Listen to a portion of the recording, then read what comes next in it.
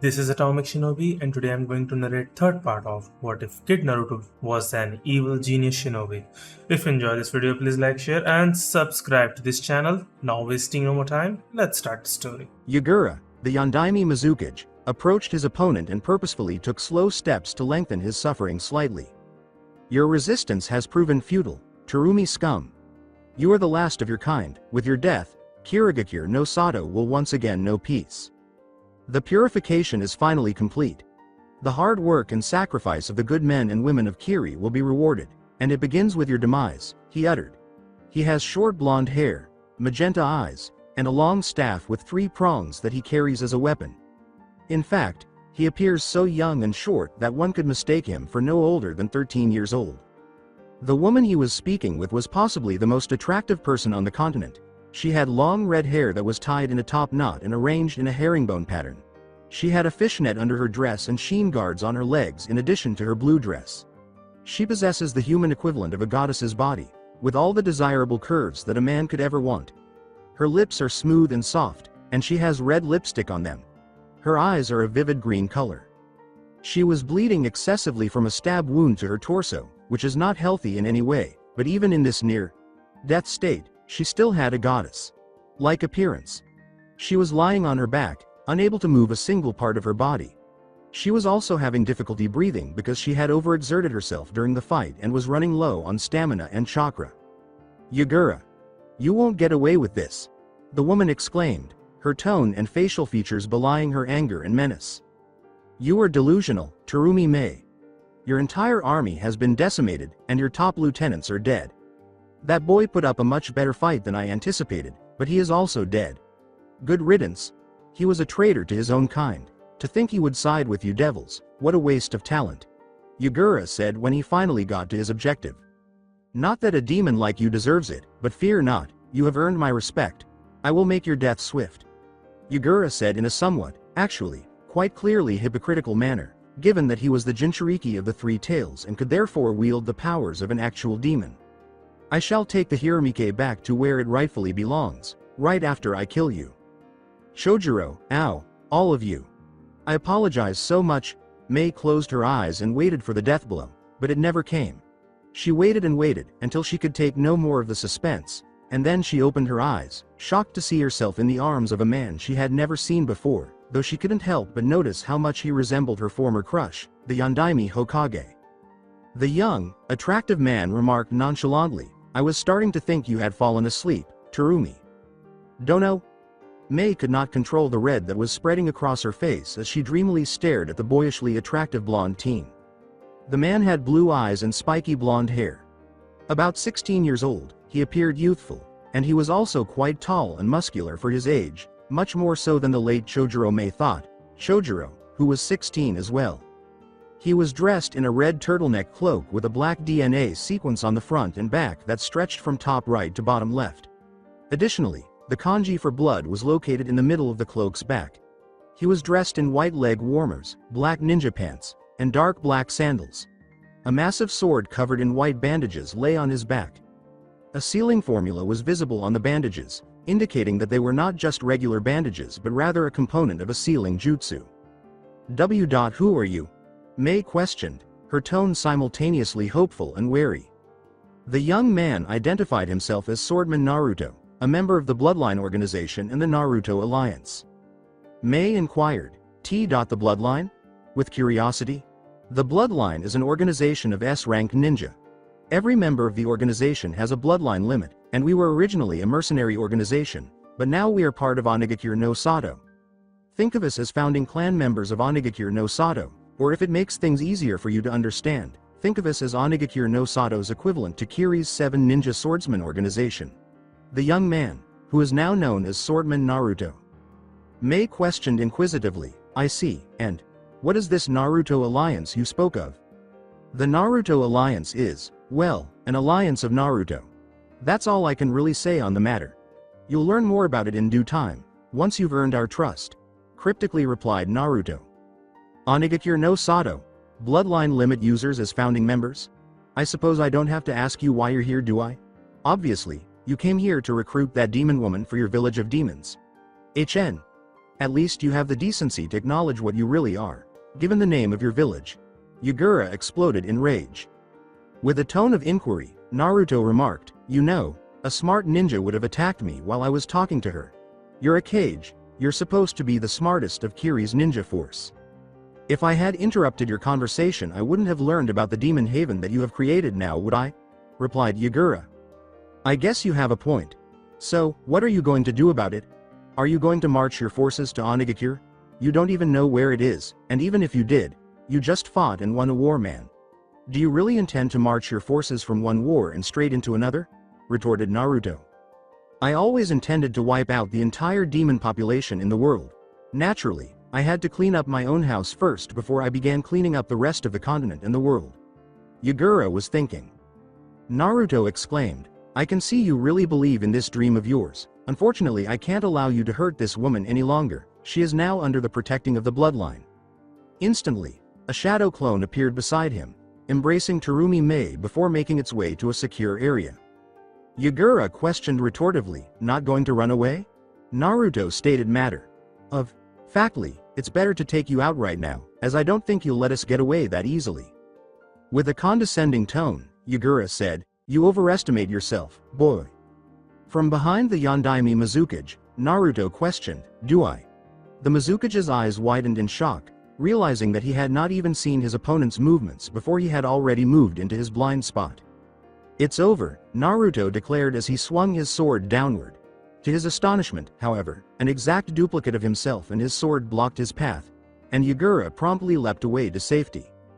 Ever the watchful, Naruto was able to identify that behind his doppelganger was a mirror composed completely of water, and he did so just in time to see the mirror and the doppelganger vanish into pools of water. What an absurd jutsu.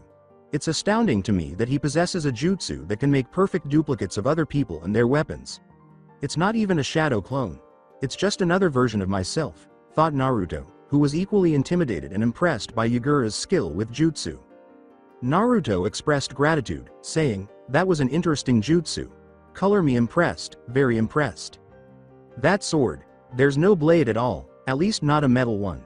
It's just intense lightning oscillations, so powerful and intense that they have taken on a solid form. So those bandages were a sealing jutsu to conceal and suppress the lightning-style nature of the sword? Could that be the Raijin no Ken by any chance?" Yura inquired with curiosity. New and improved. Comparing the original version of this sword to this new and improved one is like comparing a fly to an eagle, as you shall find out soon enough. Naruto replied with a smug grin. Yura observed the powerful, golden yellow lightning chakra of the blade and remarked, "That lightning blade is, in fact, much bigger than that of the original Raijin no Ken, not to mention that the original's blade wasn't permanent but would only appear when the user infused their chakra into the hilt." Naruto thought, "Damn, this guy knows his ninja history, as expected of the Mizukage, I suppose. He moves too quickly. Luckily, I had previously set up the water mirror as a precaution, otherwise I would currently be swimming with the fish." Yura thought, "I have no choice but to go straight to version 2. His chakra spiked significantly, a red, menacing energy bubbling out of him and solidifying into a thick chakra armor that covered his entire body and left him looking like a monstrous miniature turtle with 3 tails. As expected of Yondaime Mizukage, the ideal jinchuriki of the 3 tails, he went straight to version 2, Naruto thought. "Let's see who is faster between the two of us," Yura exclaimed, charging at the blonde Uzumaki at a speed that was invisible to the unaided eye. Yura struck the blonde with a right hook, and the latter only just managed to raise his sword in time to parry the blow. That was insufficient, though, because Yugura's power threw him violently away, sending his body crashing through 3 trees and into the ground, leaving a sizable crater where it landed. Shit. For a small guy, he is surprisingly strong. However, Naruto reasoned as he swiftly stood back up, but then again, version 2 is no joke, I should know that better than anyone, not to mention that he is a kage. He is probably strong even without using his demon powers. Shit. As Naruto felt Yura behind him, he thought. Corral palm. Yura yelled as he struck the blonde Uzumaki with his palm from behind. Naruto barely had time to roll aside before Yura struck him in the middle of the back. "Your movements are quite swift. I can't believe that you have managed to block and completely avoid 2 of my attacks in this form. You also have good instincts to have avoided my corral palm," That jutsu would have completely immobilized you, allowing me to thoroughly torture and interrogate you before finishing you off. Yura praised the blonde Uzumaki. Thank you, Mizukage. Dono, you're no slouch yourself. I'm barely keeping up with you as it is. Casually replied Naruto. Yura said with aggression and menacing intent in his tone, yes, and I'm really surprised. No one has been able to avoid both of those attacks before. You're the first. That's why from now on, I'll attack you with my full speed and power. Placing his sword on his back, Naruto said, in that case, Raijin no Jutsu. Strong lightning oscillations lit up his entire body, and a brilliant gold lightning chakra began to circulate throughout it. What on earth is this? Is he effectively transforming his own body into the Raijin no Ken by drawing electrical current from the Raijin no Ken and circulating it throughout his entire body?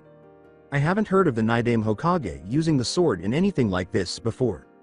What a fantastic user of jutsu this boy is. The Mizukage thought warily, if only someone like him were born in Kirigakure no Sato. With a brazen smirk, Naruto remarked, let's see how your version 2 holds up to my Raijin form. Thunder God technique huh? You cocky little brat. I'll show you what happens when you look down on your elders. Yura yelled, vanishing in a flash and unleashing all of his strength and speed on the blonde Uzumaki. For 10 minutes, the two engaged in a violent battle that left the battlefield demolished by loud, powerful shockwaves that shook everything in their path. Every attack that was deflected or blocked caused even more powerful shockwaves. The force of the shockwaves was so great that Terumi Mei and Naruto's shadow clone had to build a chakra chain barrier around them to keep themselves and the former Bloodline faction leader from being completely destroyed. What an absurd show of strength. We were never going to be able to defeat Yura, were we? Mei thought skeptically. We would have been killed in an instant if he had used his demon powers in this manner. But it seems that Naruto-kun has the upper hand despite Yugura's absurd abilities. Mei analyzed the situation analytically, unable to even follow the movements of the two, judging what was happening only on who was landing on their back more than the other, and who was being flung away more than the other, the advantage on the blonde Uzumaki's side by a wide margin on that scale. He is both faster and stronger, and the longer the battle goes on, the more apparent it is becoming. Impressive. You are not only faster and stronger, but you actually have the stamina to keep up with a perfect jinchuriki. Yura was kind. Matter of fact, Naruto said, I can do this all day. I realize that now. You really are one of a kind. I cannot defeat you with speed and power, and I cannot wear you out with stamina. Therefore, you leave me only one choice. Naruto asked slyly, yeah, and what's that? As he unleashed an unholy amount of demonic chakra, flesh and bone grew over his chakra armor, causing Yura to grow until he was the size of a 50-story building and had fully assumed the form of a gigantic, three-tailed turtle. To completely wipe you off the face of the earth, Yura exclaimed. Ehehe. So, that's what you meant, nervously said Naruto, giving himself a sheepish scratch on the back of his neck. Yura formed a massive, circular black mass of chakra in his mouth and exclaimed, that nonchalant behavior. Masaka, you couldn't possibly believe that you still stand a chance, could you? Well, no matter, you can laugh and have fun in the afterlife. Biju Dama. Mei cried in a panic. Biju Dama. We have to get out of here. We're all going to die if we stay here. The swordman Naruto clone smirked confidently and said, relax, Mei. Dono. This is what the boss was counting on. It's over, for Yura. He just sealed his own fate. What? He's got to be kidding. How? How in the world could this be advantageous? How is he going to make this work in his favor? It is nonsensical beyond all reasonable comprehension, Mei thought, astonished. After deactivating his Raijin no Jutsu and grabbing his Raijin no Ken with his right hand once more, Naruto said, well, I suppose it's time to end this. He then aimed the blade at the three-tailed demon that was standing in front of him. As he released his strong chakra into the Raijin no Ken, Naruto exclaimed, Raiden, Raryujin no Jutsu, and the sword shot out a massive, golden yellow dragon made entirely of golden yellow lightning chakra. The dragon shot off at an absurd speed, heading straight for its target at the exact moment Yura released his Biju Dama. Yura trailed off, fool. Did you really think that? What, as the unexpected occurred? Rather than the lightning dragon and its user being utterly destroyed, his Biju Dama vanished into the dragon's mouth, and the dragon instantly and massively grew larger, dwarfing the three-tailed demon. The Raryujin expands in size as it moves and absorbs all chakra and ninjutsu. Now, Yondaime Mizukage. Dono, disappear with a roar of thunder. The dragon not only pounded and handled the three tails, but also absorbed all of their chakra, causing Yagura to revert to human form and fall from a 50. Story building, Naruto thought as the Raryujin completely handled the three tails, like an adult dog attacking a defenseless puppy. Absolutely ridiculous. What kind of ninja has so much power? Is he even human? Mei exclaimed, watching in shock as she saw the terrifying Yondaime Mizukage succumb to his defeat, something she never would have believed was possible. Now, to finish you off. Naruto trailed off as he sensed two strong presences rapidly approaching him. He managed to dodge the danger just in time as a massive mallet crashed into the spot he had just left. The impact was so strong that it completely changed the landscape, which had already been altered by Naruto's battle with Yagura, because of the weapon's attack power. When one ninja attacked, the other quickly grabbed the Yondaime Mizukage and moved away from the attack's immediate area. This demonstrated that the two had probably trained and worked together frequently because of their flawless coordination and teamwork. Naruto thought analytically, if my memory serves me correctly, that weapon is Kiri's Kabutowari, one of the weapons of the 7 ninja swordsmen of the mist. Kabutowari is a blunt sword that is said to be able to cut through any defense because it is made of a single-sided axe and a hammer connected by a leather strap. You have to be the 7 ninja swordsmen of the mist's Akabino Jinin. Grateful to meet you. My name is Swordman Naruto. Naruto made a polite little bow to identify himself. Jinin is a bearded man with brown hair and a topknot. The rest of his face is rather pointed and has a large nose. He is dressed in a dark poncho cloth over traditional swordsman clothes, which includes a dark shirt with no sleeves and pants, a waistguard, village specific pinstriped arm and leg warmers, and Kirigakure's forehead guard. He also has bandages around his neck. Oh my goodness! Jinin shot back, dry sarcasm oozing from his tone. How courteous of you to introduce yourself so respectfully, for someone who just attacked a cage in his own territory, that is. The one carrying the still form of Yondaime Mizukage, Jinin's partner, said in a harsh and mildly irritated tone, "Don't go playing around with your prey like you always do. Jinin, finish them off and let us be on our way." Jinpachi, please stop talking. Even though he appears young, notice his size and form, not to mention the fact that he recently overcame Yagura Sama, who had been unbeaten. This isn't going to be an easy task, Jinin shot back. Your partner, Munashi Jinpachi, Dono, is right. Naturally, I wouldn't go up against the Mizukage until I had done my research on him and his elite guard. Naruto remarked nonchalantly, I came here ready to deal with him and the two of you. His eyes are violet, and he wears a very loose, long-sleeved, striped shirt and black pants, which are accentuated by the presence of striped leg warmers matching his shirt. Jinpachi has long, brown hair, a long beard that he wears in strands decorated with beads, and his lips are also noticeably dark in color. The top of his head is wrapped in bandages. An eye patch covers his left eye, sprouting from under his Kirigakure forehead protector. Kozo, it seems like you're a little satisfied, Jinin. Let's leave right now. At the end, Jinpachi cried out and instantly initiated a shunshin technique, congruent with Akabino Jinin's exclamation. Jinbin had sensed his partner's impending retreat by the pause in speech. Huh? That was the rational response from Naruto, who had been expecting a fight and was wondering what the hell had just happened. As the elite guard of the Yondaime Mizukage, their first concern is making sure the Mizukage survives. Mei stated, fighting you, even if they thought they could win, would have completely gone against their mandate, as it would place the Mizukage's life in jeopardy. Naruto was fully aware of this since his shadow clone had used Yang release to heal Mei's injuries and replenish her chakra before dispelling. Mei had recovered fully from her injuries sustained during the battle with the 2 ninja swordsmen. I see. Mei's features started to turn a faint shade of red as Naruto said, beaming broadly. You look much better. With a sorrowful expression on her face, Mei remarked, I've seen better days, but I'm feeling much better, physically at least. She was reminded that she was the only person who had survived the Bloodline faction, having lost everyone else, including her close friends and bodyguards Ao and Chojuro. Those guys are cunning, but I was hoping to get the Hiromike for you as a memento of Chojuro-san. Naruto apologized. They secured it before securing the Mizukage. Mei shot back, her eyes even more dejected than Naruto's own as a child growing up in Konoha. It's okay. The sword belongs to Kiri anyway, even if it isn't a Kiri that I can ever go back to. Mei did not even try to resist as Naruto pulled her into a warm and loving embrace, saying, "Come here." Not allowing the former Bloodline faction leader an opportunity to respond, Mei allowed herself to be comforted and let out a volcano of tears from her eyes as she cried for her fallen comrades. In the interim, 200 meters away, Deidara retorted, "Damn. That stupid Kyuubi kid is packing some firepower, huh, Sasori no Dana?" Standing atop a cliff, the master and student, who were also partners, took in the scenery.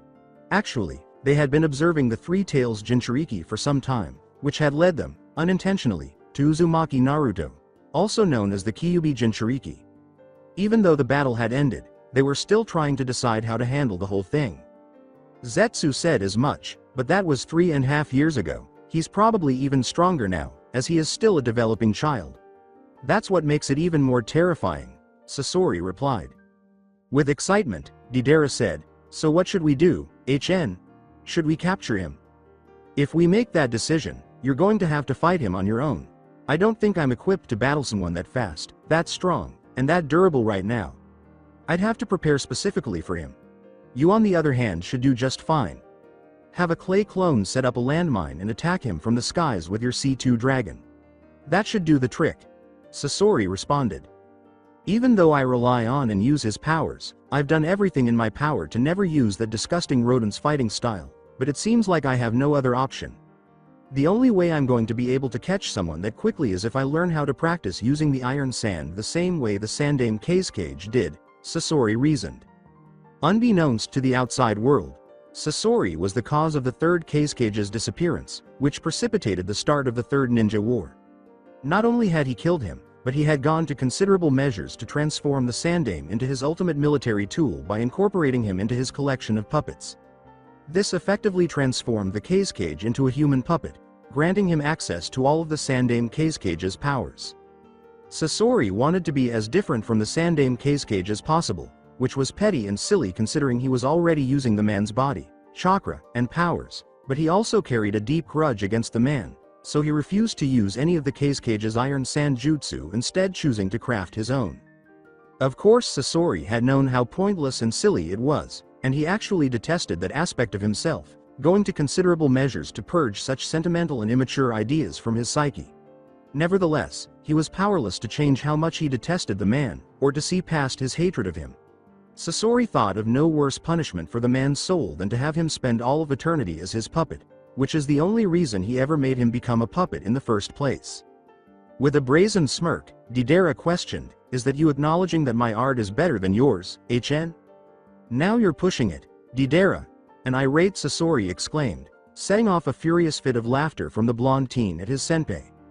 "Stupid, it just so happens that your style is more appropriate for handling someone such as him. This kid has insane reflexes and senses that allow him to avoid even surprise attacks, and he is fast enough to dodge all of my direct attacks. Furthermore, my poison, if effective, would only marginally delay him. That is, if I could slow him down enough to administer the poison in the first place. Because he is known to possess other supernatural regenerative and recovery abilities. You can deal with speedsters like him with your long-range explosive release fighting style because of its incredibly wide range of effect," Sasori elaborated. "Hey, calm down, Dana. I was just kidding. Probably," Deidara added after the fact, drawing a lethal glare from his agitated companion. "Well, isn't there something a little strange about the circumstances, huh? After all, Uzumaki Naruto is meant to be a user of the wind, earth, and water styles, right? However, we didn't witness him employ any of those skills during this conflict, did we? Actually, neither the Rasengan nor the Chimera Ant summons were visible to us. None of the skills that our intel has to offer have been demonstrated. It seems strange that Akatsuki would have a totally different fighting style from what was first reported, especially given how extensive and sophisticated his spy network is with you, Kakuzu, Zetsu, and Conan gathering information." After a brief pause, Deidara asked, carrying on with his monologue. "Additionally, isn't there a small weakness in your suggested approach? A landmine against a flying ninja is of what use is it? Zetsu mentioned that the Kyuubi brat flew for a short while during his fight with Kagaya Kimimaro. Deidara finished his series of questions. In the air, his Raijin no Jutsu will be ineffective regardless of his ability to fly. Zetsu further claims that since he flies with the wind style, he is unable to use the lightning style. In a detailed explanation, Sasori said, "I think you should have more experience in air duels than him because you were a former student of Sandame Tsuchikage. Additionally, your C.2 dragon is very fast in the air, so you should be able to keep up with him and possibly even have the speed advantage." "I see," Deidara said, nodding in agreement. "Yet you are right, there does seem to be something strange about the entire situation. I'll let you figure out the specific solution to that riddle, though. I'll pursue the three tails in the interim. It would be impolite of us to throw away such a valuable chance when Uzumaki Naruto already went through so much trouble to defeat him on our behalf. This is the most exposed position the Yondaime Mizukage will ever have," Sasori announced his strategy. "Well, then, all right, make sure you are looking at us, please. Is that brat really that way?" Deidara laughed as she stammered. Sasori stammered, or would have if he could. "He seems to be looking in our direction, but I don't know if he can actually see you." "Never mind." The blonde Uzumaki began waving at the Akatsuki couple, inviting them to come over for a little friendly chat, much to their dismay and chagrin. "That brat is causing us problems. Stop worrying, Deidara. First, let's hear what he has to say. We might as well since the element of surprise has already vanished from the picture." "Come, let's go," Sasori commanded, and the two vanished using a shunshin technique before resurfacing in front of Terumi Mei and Naruto. "Hey everyone, hee. My sensei used to talk about you all the time, even though we have never met." Sasori. "Dono, it's a pleasure to meet you," Naruto said in a cordial manner. "You know, your sensei? For what reason would Jiraiya discuss Sasori no Dana?" Deidara questioned with skepticism. "He refers to Yakushi Kabuto, who, before you inquire, is in fact a sort of colleague. In reality, he has been a spy for me the entire time. When the time is right, he will bring Orochimaru to me," Sasori said. "There's no sense in hiding it any longer, as the Kyuubi child obviously already knows everything about it," Sasori reflected. "Oh my god, Dana, so, buddy, you already have Orochimaru under control? I still want to kill him, so you better let me fight him," Deidara uttered in a tone that made it clear he would not accept defeat in any situation. "All right. What would the Kyuubi jinchuriki like to discuss with us now?" Impatiently, Sasori questioned. "Just to let you know, I'm not the Kyuubi jinchuriki anymore. It has been 2 years since I let him go, and I haven't seen him since. He's definitely not inside of me, but I have no idea where he might have disappeared to," Naruto said. "See, no seal." He opened his cloak to reveal his stomach to the Akatsuki pair, and at the same time, he made a shadow clone. "And just what is this meant to demonstrate?" Deidara questioned with skepticism. Sasori answered, "Everything." "What?" Deidara's scholarly reply was, "It demonstrates everything." To demonstrate that he was molding his chakra, he made a shadow clone. The seal is meant to materialize when he molds chakra. The absence of the seal indicates that it is no longer present, indicating that he is no longer a jinchuriki, Sasori retorted. "Well, that makes some sense, I suppose. But there's one thing that's bothering me. If Uzumaki Naruto released the Kyuubi 2.5 years ago and you last saw him 2 years ago, does that not imply that you were in constant contact with him during that time? You were tracking his whereabouts for at least half a year, at the very least. So, my question to you is, why, in all that time, didn't you tell Akatsuki where the Kyuubi was exactly, or at least your best guess as to where it was released?" Deidara questioned dutifully. "I have no such duty or obligation to Akatsuki," is my simple response to that. "All I had to do was release the Kyuubi and stop protecting or interacting with him. In this manner, Akatsuki could pursue him without causing trouble for the bloodline.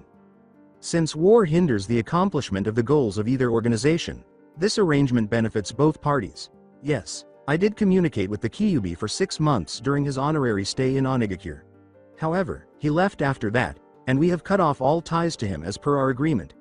Naruto answered, "He is no longer a problem or a concern for us, and we have no idea where he has gone since our last meeting." "Dana, you really think any of this garbage?"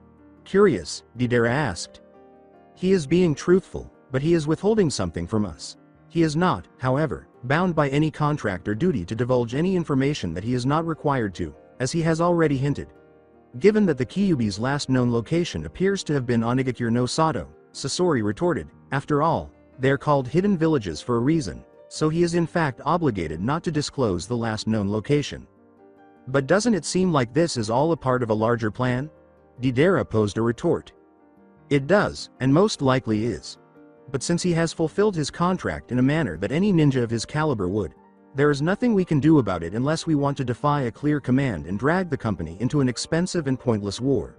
We'd be better off pursuing the three tails before those two swordmen arrive at Kirigakure no Sato proper, Sasori explained. Later events could change this, depending on how well or poorly the organization finds the Kyuubi. Then, what are we still waiting for? Deidara spoke this while extracting a clay sculpture from his left palm that resembled a mouth and tossing it into the air. He then folded his hands into a ram seal, which produced a big cloud of smoke that vanished in a few seconds to reveal a massive clay hawk in midair, which Deidara leapt onto, followed by his partner Sasori. This isn't the end, Naruto Uzumaki. The group will succeed in its objectives, and then I will have all the time in the world to pursue you, arrogantly, Deidara declared. Naruto cheekily replied, I'll be waiting, you arrogant little one. Enough already. Deidara, the trio of tails is on the run, Sasori reprimanded. Then, Deidara yelled as he and his bird, along with Sasori, took off at breakneck speed, trailed by an absurdly powerful gust of wind. Mei was thinking the same thing as Naruto, analytically covering her face to block the wind from getting in her eyes. That bird is fast. I didn't think it could move like that. To be able to reach not only such a high speed, but to reach it in an instant speaks volumes about his jutsu prowess. I guess that great power comes with great enemies. So this is the kind of enemy Naruto has? S-rank Biju hunters. What a troublesome way to live, Mei thought, only to have her train of thought abruptly interrupted when Naruto struck a random tree with a lightning bolt, shattering the entire tree into pieces of wood. That happened far too quickly. Zetsu declared, I would most definitely be dead if I wasn't a sensor type, as half of his body emerged from a different tree to the left of the one that had been destroyed. What's that object? Mei questioned, a troubled expression in her eyes. Zetsu is his name. He is the main spy for Akatsuki. Naruto shrugged his shoulders and said, I don't know why he has two personalities. You have intel on us it seems, no doubt courtesy of that vermin Orochimaru and his sidekick, Zetsu grumbled. Spying is considered interference in the agreement between Akatsuki and the Bloodline, and we don't meddle in each other's affairs. Zetsu began to perspire profusely as he considered his options when Naruto remarked in a menacing tone, if you value your life in the agreement, you'll leave, now. It was a monumental disaster in Zetsu's eyes, and a terrible feeling, as he wasn't used to being caught at all. In fact, it was practically unheard of for him to be caught spying on anyone. He was worried about what his leader, his true leader, as opposed to Pain, would do when he found out about this. He'd been ordered to keep tabs on the Bloodline and spy on Uzumaki Naruto in particular, but he hadn't been able to locate him at all for the previous 3.5 years. What made you locate me? Zetsu questioned suspiciously, not to brag or anything, but my spy record is spotless and I'm totally undetectable. I owe you no explanations, and I don't give a damn about your so-called record. I promise not to bother you again. Leave now or pay the price. The earth creaked and cracked beneath the weight of Naruto's chakra as he blasted Zetsu with the full force of his chakra and killing intent. Naruto's chakra was so strong that it sent a shockwave flying in Zetsu's direction. Zetsu thought as he sank back into the earth, this isn't the Kyuubi's chakra. Impossible. How can a mere human have such strong chakra? This is ridiculous. We have to get out of here. Has he left? After a protracted period of quiet, Mei inquired. At last, Naruto released the pressure on his chakra and said, yes, he's gone. Mei let out a breath she hadn't even realized she was holding in. So what happens next? Mei inquired with interest. Now, I ask if you want to join the Bloodline and Onigakure no Sa. Yes, I do, indeed. Before Naruto could even start his sales pitch, Mei answered. Are you certain? The entire plan was not even presented to you? I'm positive. I have faith in you because my gut tells me you are a trustworthy person. Mei muttered the last line. I trust my instincts. They're what got me to where I am. Where I was. Okay. Well, the feeling is mutual. Naruto said, eliciting a genuine smile from the former Bloodline faction leader.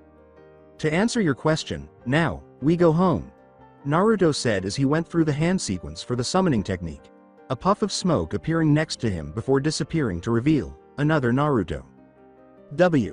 What is this? Mei thought in shock, awe, and trepidation, concern settling in as she wondered what the hell was going on. Not that she hadn't seen and interacted with two Narutos before, because she had already done that, but there was a profound difference between one creating an exact replica of himself via shadow clone or any other clone jutsu, and one summoning a different version of themselves, different in that, while the summon was clearly Naruto, there were some slight visual differences. The Narutos were wearing the exact same uniform, however, this new Naruto had two main differing traits. For one, he had longer hair. In fact, if Mei had to describe the new Naruto's hairstyle, she would say that it looked exactly like the Yondaime Hokage's hairstyle. Another difference was that this Naruto wasn't carrying a gigantic sword on his back. In fact, he didn't appear to be carrying any sort of weapon. Good afternoon, Terumi Mei. Dono, it is an honor to meet you in person. My name is Yellow Flash Naruto. Others also call me Hiraishin Naruto, or Flash Naruto for short. I am a colleague of Swordsmen. We are both members of the Bloodline and the Naruto Alliance. My condolences for your comrades. Our intention was in fact to recruit the entire Bloodline faction. Please forgive us for our costly tardiness. Flash Naruto bowed respectfully. It's fine, Naru. I mean, Yellow Flash Naruto. Mei stuttered, still confused as to just what the hell was going on, but also flustered by being the center of attention of such wonderful male specimens, especially since they looked almost exactly like her childhood crush. Anyway, Mei. Dono, that trusting instinct that you spoke of earlier is about to be tested, because I need you to allow me to place a mark on you so that I can teleport us to Onigakure no Sato. Flash said with a grave undertone. Wait a minute. How do you know about my conversation with with Swordsman? Mei asked suspiciously. Everything he sees, I can see too. Our eyes and our minds are linked together. After all, we are kind of the same person, Flash explained. The same person? I don't understand, what does that mean exactly? Mei asked incredulously. The name Uzumaki Naruto denotes to all 10 members of the Naruto Alliance. All 10 of us are the same person, our minds are connected and our genetical makeup is practically the same. We are essentially one person, literally, we are the same person really. This may be confusing to you, but if you want to know more you'll have to ask Naruto Supreme. Right now, the main priority is to get you to the safety of Onigakure no Sato and begin the process for your induction into Onigakure's ninja force and bloodline. Flash replied eloquently, Mei looking at Swordsman to get confirmation about whether everything Flash said was true or not, despite just being told that they were the same person. A genuine smile and a small nod from Swordsman enough to get Mei to agree to Flash's proposal. Okay, so where exactly are you going to mark me? Mei asked curiously. The middle of your breasts. Flash replied much to Mei's anger and embarrassment. Relax, the seal can move around to where I want it to be. Give me your hand. Flash ordered, Mei tentatively doing as instructed. It's not going to hurt if that's what you're wondering, Flash said as he gently took her hand and kissed it, before returning said appendage to its owner, Mei unable to stop the red from spreading across her facial features. No, I didn't trick you just so that I can kiss your hand if that's what you're wondering. I've marked you as promised. The seal is already on its way to your chest. Look, Flash said as he pointed at the marking that had now reached Mei's shoulder, Mei catching a glimpse of it as it went down and in between her breasts. So, he really does know the flying Raijin technique. Does this mean that Naruto is the Yondaime Hokage's son? Mei wondered, deciding to file it for now under the cabinet of a million questions that she wanted to ask the blonde Uzumaki. Okay, now, time to get out of here, Flash said as he formed a one-handed ram seal, instantaneously teleporting himself, Swordsman, and Mei away from Kirigakure no Sato. Beast Naruto, Dead Bone Naruto, Raijin Naruto, Fusion Naruto, Byakugan no Naruto, Rasengan Naruto, Toad Sage Naruto, Swordsman Naruto, Yellow Flash Naruto, Mei said internally as she read the name tags on the capsules, having found herself, alongside Flash and Swordsman, teleported inside what appeared to be some sort of human storage facility. These are the other members of the Naruto Alliance. As you can probably already tell, the empty capsules are reserved for Swordsman and I. Flash answered the unasked question. I don't get it. All 10 of you are the same person. What are you guys? Mei asked confusedly. The main Naruto is Naruto Supreme. He is the boss, the original Naruto. We are the product of 2 forbidden jutsu that he created, the Chimera no Jutsu, and the blood clone technique. Swordsmen explained. I still don't get it. Mei said helplessly. The Chimera no Jutsu is a forbidden jutsu that allows Naruto Supreme to merge the corpses of other people into himself or his comrades. For instance, if you were to die, he could merge your corpse with another individual by splicing your DNA together, allowing said person to have access to your bloodline limit and all of your jutsu. Swordsman explained, much to Mei's shock and horror. Fear not, Mei. Dono, that is not your purpose here. You are our honored guest. Your role here is not for you to be spliced into someone else, but for you to have a home, to have friends, and to have loved ones. Your role is to be an honored and valued comrade as a member of the prestigious Bloodline organization and a member of Onigakure no Sato. You are also to be groomed to be Naruto Supreme's partner. Flash explained clearly and concisely. What exactly do you mean by partner? Mei asked warily. Not that she wasn't attracted to the blonde Uzumaki, but she didn't want to be forced into a marriage that she didn't want with someone that she barely knew. All the members of the Bloodline work in pairs. Naruto Supreme is, well, us, and we are him, making a total of 10 people, so technically speaking we don't really need a partner, but since we qualify as one member despite our numbers, then, technically, we still need to recruit a partner in order to meet the 2-man requirements of the Bloodline. We feel that you are the best possible choice, Swordsman replied. Oh, see? Mei replied, relieved, and yet for some reason she couldn't explain, also disappointed by the fact that she wasn't in fact going to be getting married to Naruto. You said that you used the Chimera no Jutsu on yourself and on your comrades. Does that mean you will be using it on me too? Mei asked curiously. No, that is not necessary. You have all the talent in the world. What you need is training and a new and improved jutsu arsenal. We happen to specialize in that department. Since your knowledge and experience in jutsu, war, and battle is already so high, it will make it all the more easier for us to take you to the next level. In a month or 2, maybe even less, you'll be at a completely different level under our guidance, Flash replied. I see. Mei said thoughtfully. Do you have any more questions before we proceed? Flash asked. As a matter of fact I do. What is this blood clone exactly? Like, what are you guys? Mei asked with a little incredule in her tone. Naruto Supreme uses a large amount of his actual blood in combination with his chakra to form what is known as a blood clone. Like a shadow clone, the blood clone is a real clone, but unlike shadow clones, we don't dispel when hit. We actually die like normal humans when killed because we are made of real genetic material. We are also capable of growing physically like normal humans, and our chakra reserves and muscles grow when we train. Our minds are linked together and with Naruto Supreme too, Flash explained. Also, Naruto Supreme is capable of customizing us to have specific abilities that he possesses instead of all the abilities. For instance, the Supreme used the Chimera no Jutsu on himself to merge Tobirama Senju, Namikaze Minato, Uzumaki Kushina, Sandaime Reikage, Kagaya Kimimaro, 2 Hyugas, 1 Yamanaka, and the Gold and Silver brothers into himself. He incorporated the Yamanaka mind techniques when he was creating the blood clone technique, which is why all our minds are linked together, and then he distributed the abilities of the people he merged into himself between his blood clones. Like for instance, I have Tobirama Senju's abilities. Swordsman has Namikaze Minato's abilities, and so forth, Swordsman added. I see. Wow, that's incredible. So basically, all of you are specialists in your specific categories, Mei said in awe. Exactly. This method is not only effective in battle, but also in terms of training. Naruto Supreme has many responsibilities and also had too many abilities and fighting styles to master and further develop, but since his mind is linked to the Naruto Alliance, all the knowledge and skill we learn and develop is transferred directly to him, so he knows and is able to execute all of the jutsu we train and develop. Not to say he doesn't do any training himself, because he does train a lot, and he has other crazy abilities that none of us have, Flash said. I see. Mei stuttered, unable to vocalize just how odd, shocked, inspired, and amazed she was.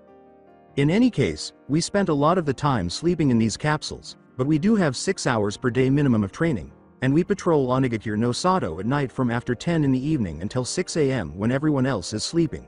Swordsmen disclosed. I guess this means I won't be seeing a whole lot of you guys then?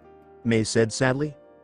We are all one person, remember. You'll be with Naruto Supreme most of the time, so you'll be with us in AW. Swordsman trailed off as one of the capsules activated, the glass door snapping open, allowing one of the Narutos to step outside of his capsule. You are to teleport me to the land of tea. It's time we had a chat with our old friend Uchiha Sasuke. The new Naruto said immediately after stepping out of his capsule. He was wearing the same exact Bloodline uniform as the other two Narutos, and like Flash, did not appear to have any visible weapons on his person. He also looked, well, like Uzumaki Naruto, except that his hair was much longer than that of both Flash and Swordsman, his spiky hair reaching all the way to below his shoulders. Another difference was that he also had 2 red dots on his forehead. Mei. Dono, this is Dead Bone Naruto. He has an important mission that he has to attend to, and this means that this will be my K. Worry not, we all live within the Supreme. You won't miss us, trust me. Take care now, and stay strong. Swordsman said his goodbyes before turning and heading for his capsule, the capsule shutting closed after he entered, Swordsman falling asleep as soon as he was comfortable. Goodbye, Mei whispered, but it was already too late, as Swordsman had already fallen asleep.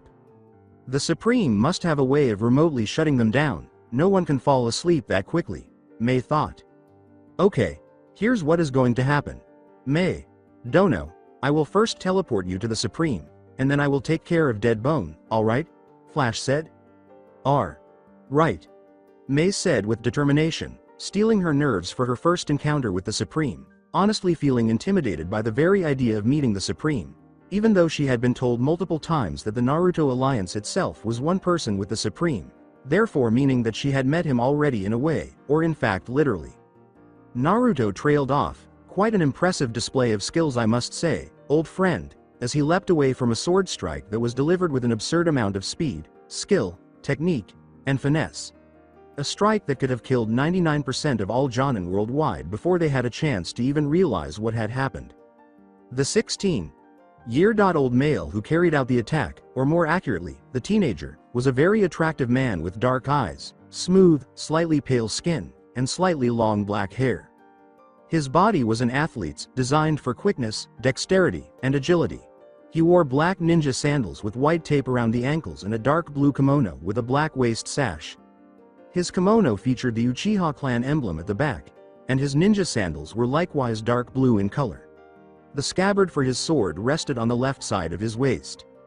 For the past year and a half, no one has been able to avoid or block my blade. Just who is this guy? The young man trailed off, examining his purported adversary more closely. Dobi. The youth said in a tone that was difficult to understand. The enigmatic adolescent went on, observing that Naruto's hair appeared to be considerably longer than he remembered in addition to the 2 dots on the Dobi's forehead. You look different. Naturally, he also observed the significant difference in size between the so-called Dobi and himself. Despite his own growth, the Dobi was still taller and had a more noticeable physical presence. The Dobi, or more precisely, Uzumaki Naruto answered, thanks, you don't look too shabby yourself. Sasuke. Your Sharingan in particular looks strong and menacing, the blood of the Uchiha is strong within you. With a firm question, what do you want? Sasuke decided to completely disregard all formalities and get right to the point. Not beating around the bush as usual, I see. Well, would it surprise you if I said that I missed my old friend and thought I'd pay him a visit? Glad you're still alive, by the way, as in, glad Orochimaru didn't get his hands on your body, and of course, that Konoha didn't capture or eliminate you. You've done well. Naruto said, truly impressed with the young Uchihas so far. You still look down on me, don't you? Even though we were the same age, you were stronger than our Jonin sensei, and you even helped me to awaken my Sharingan and to master my swordmanship amongst other things. You mentored and advised me about the challenges that I would face as a rogue ninja and helped to prepare me for that next stage of my journey, and now you're here to check up on me and see how far I have come over the last 3.5 years. You must think highly of yourself, looking down on me from your perch of arrogance and conceitedness? Naruto's cerebral response was, Huh? Since he had not anticipated this direction of the conversation at all. Uzumaki Naruto, I'm not your little brother or your little pet project, and I'm not the weak little boy you took under your wing 3 years ago. I am Uchiha Sasuke, the avenger of the Uchiha clan, and I'm going to show you the meaning behind that name. Wait a minute. You just fought and defeated a 400-man ninja force sent by Orochimaru. I watched the entire thing, so I know you're strong as hell. You don't have to prove anything to me. Drawing his sword once more, Sasuke moved towards the blonde Uzumaki at blinding speeds, declaring angrily, "That is precisely the problem. Why are you monitoring me like you're my father or guardian angel? I'm not your charity case. Furthermore, I don't give a damn about proving anything to you. I'm simply making a point." He then vanished from sight and attempted another cross slash, this time aiming to split the blonde Uzumaki in half at the waist. Instead of ducking under the Uchiha's attack, the blonde Uzumaki ducked under it this time.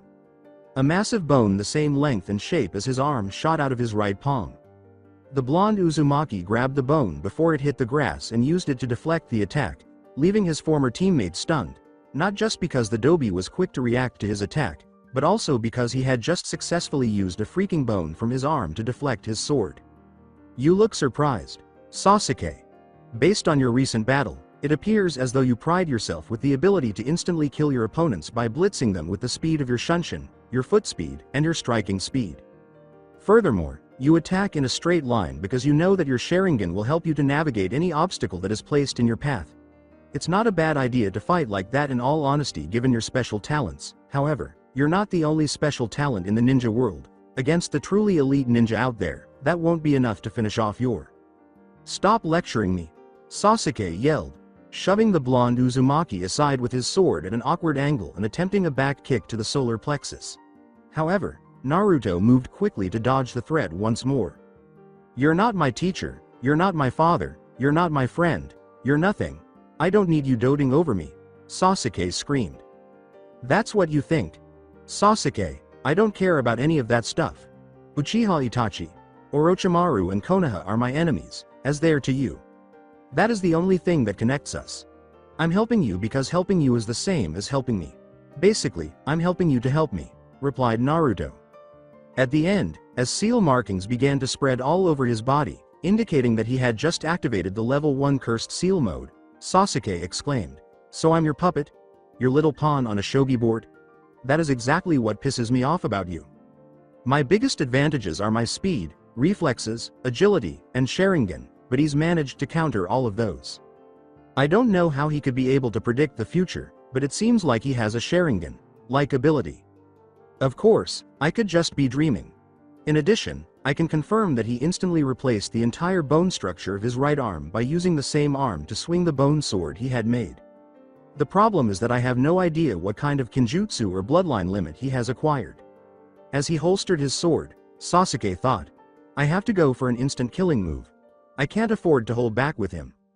Naruto asked himself. He put his sword back, but why? And answered immediately as Sasuke completed the hand seals for the Grand Fireball technique at a speed that Naruto had rarely seen. Kaden. Gokyaku no Jutsu. Sasuke cried out, unleashing an enormous fireball that Naruto quickly avoided because he knew that facing such a jutsu head-on would only result in pain and nothing positive. As Sasuke emerged from behind the blonde Uzumaki, he exclaimed, "It's over." He has even more speed than before. Naruto somehow managed to turn and block the incoming sword slash, but this time the sword was covered in lightning chakra, which increased its sharpness tenfold. The sword cut through both the blonde Uzumaki's waist and the bone sword, or at least that's what Sasuke expected to happen. However, things didn't turn out quite as well as he had hoped because Naruto's bone sword held up to the challenge. Impossible! Sasuke blurted out, unable to believe he had just experienced such a thing. A metal sword whose penetrative force has been increased tenfold with lightning oscillations by streaming your Chidori through it. Quite impressive, Sasuke. But these bones are also many times stronger and sharper than steel. You failed to account for that. Naruto replied with a somewhat arrogant smirk. Sasuke retorted, "But is the same true for your flesh? Why would you?" as he tried to pass the Chidori stream through Naruto's bone sword and into Naruto himself. Sasuke yelled, "Chidori Nagashi." But Naruto simply countered with his wind style, streaming his wind style through his bone sword to negate the electrical current, so that plan also failed. Sasuke gritted his teeth in disgust and frustration at Naruto's retort. Another valiant attempt, it would have worked on a lesser ninja. "And now, it's my turn," Wind style, Naruto said, trailing off as Sasuke made every effort to get as far away as he could from the blonde Uzumaki. Naruto nodded and said, a tactical retreat, huh? Wise decision. He made a special effort to spare Orochimaru's goons. He was faced with a sizable ninja force, but he showed mercy and did his best to avoid seriously injuring anyone. But he killed several of them with that great fireball he used just now. He didn't give a damn that they were hurt and defenseless, unable to get out of the way. Does he really detest me so much that he would compromise his morals and principles in order to get rid of me?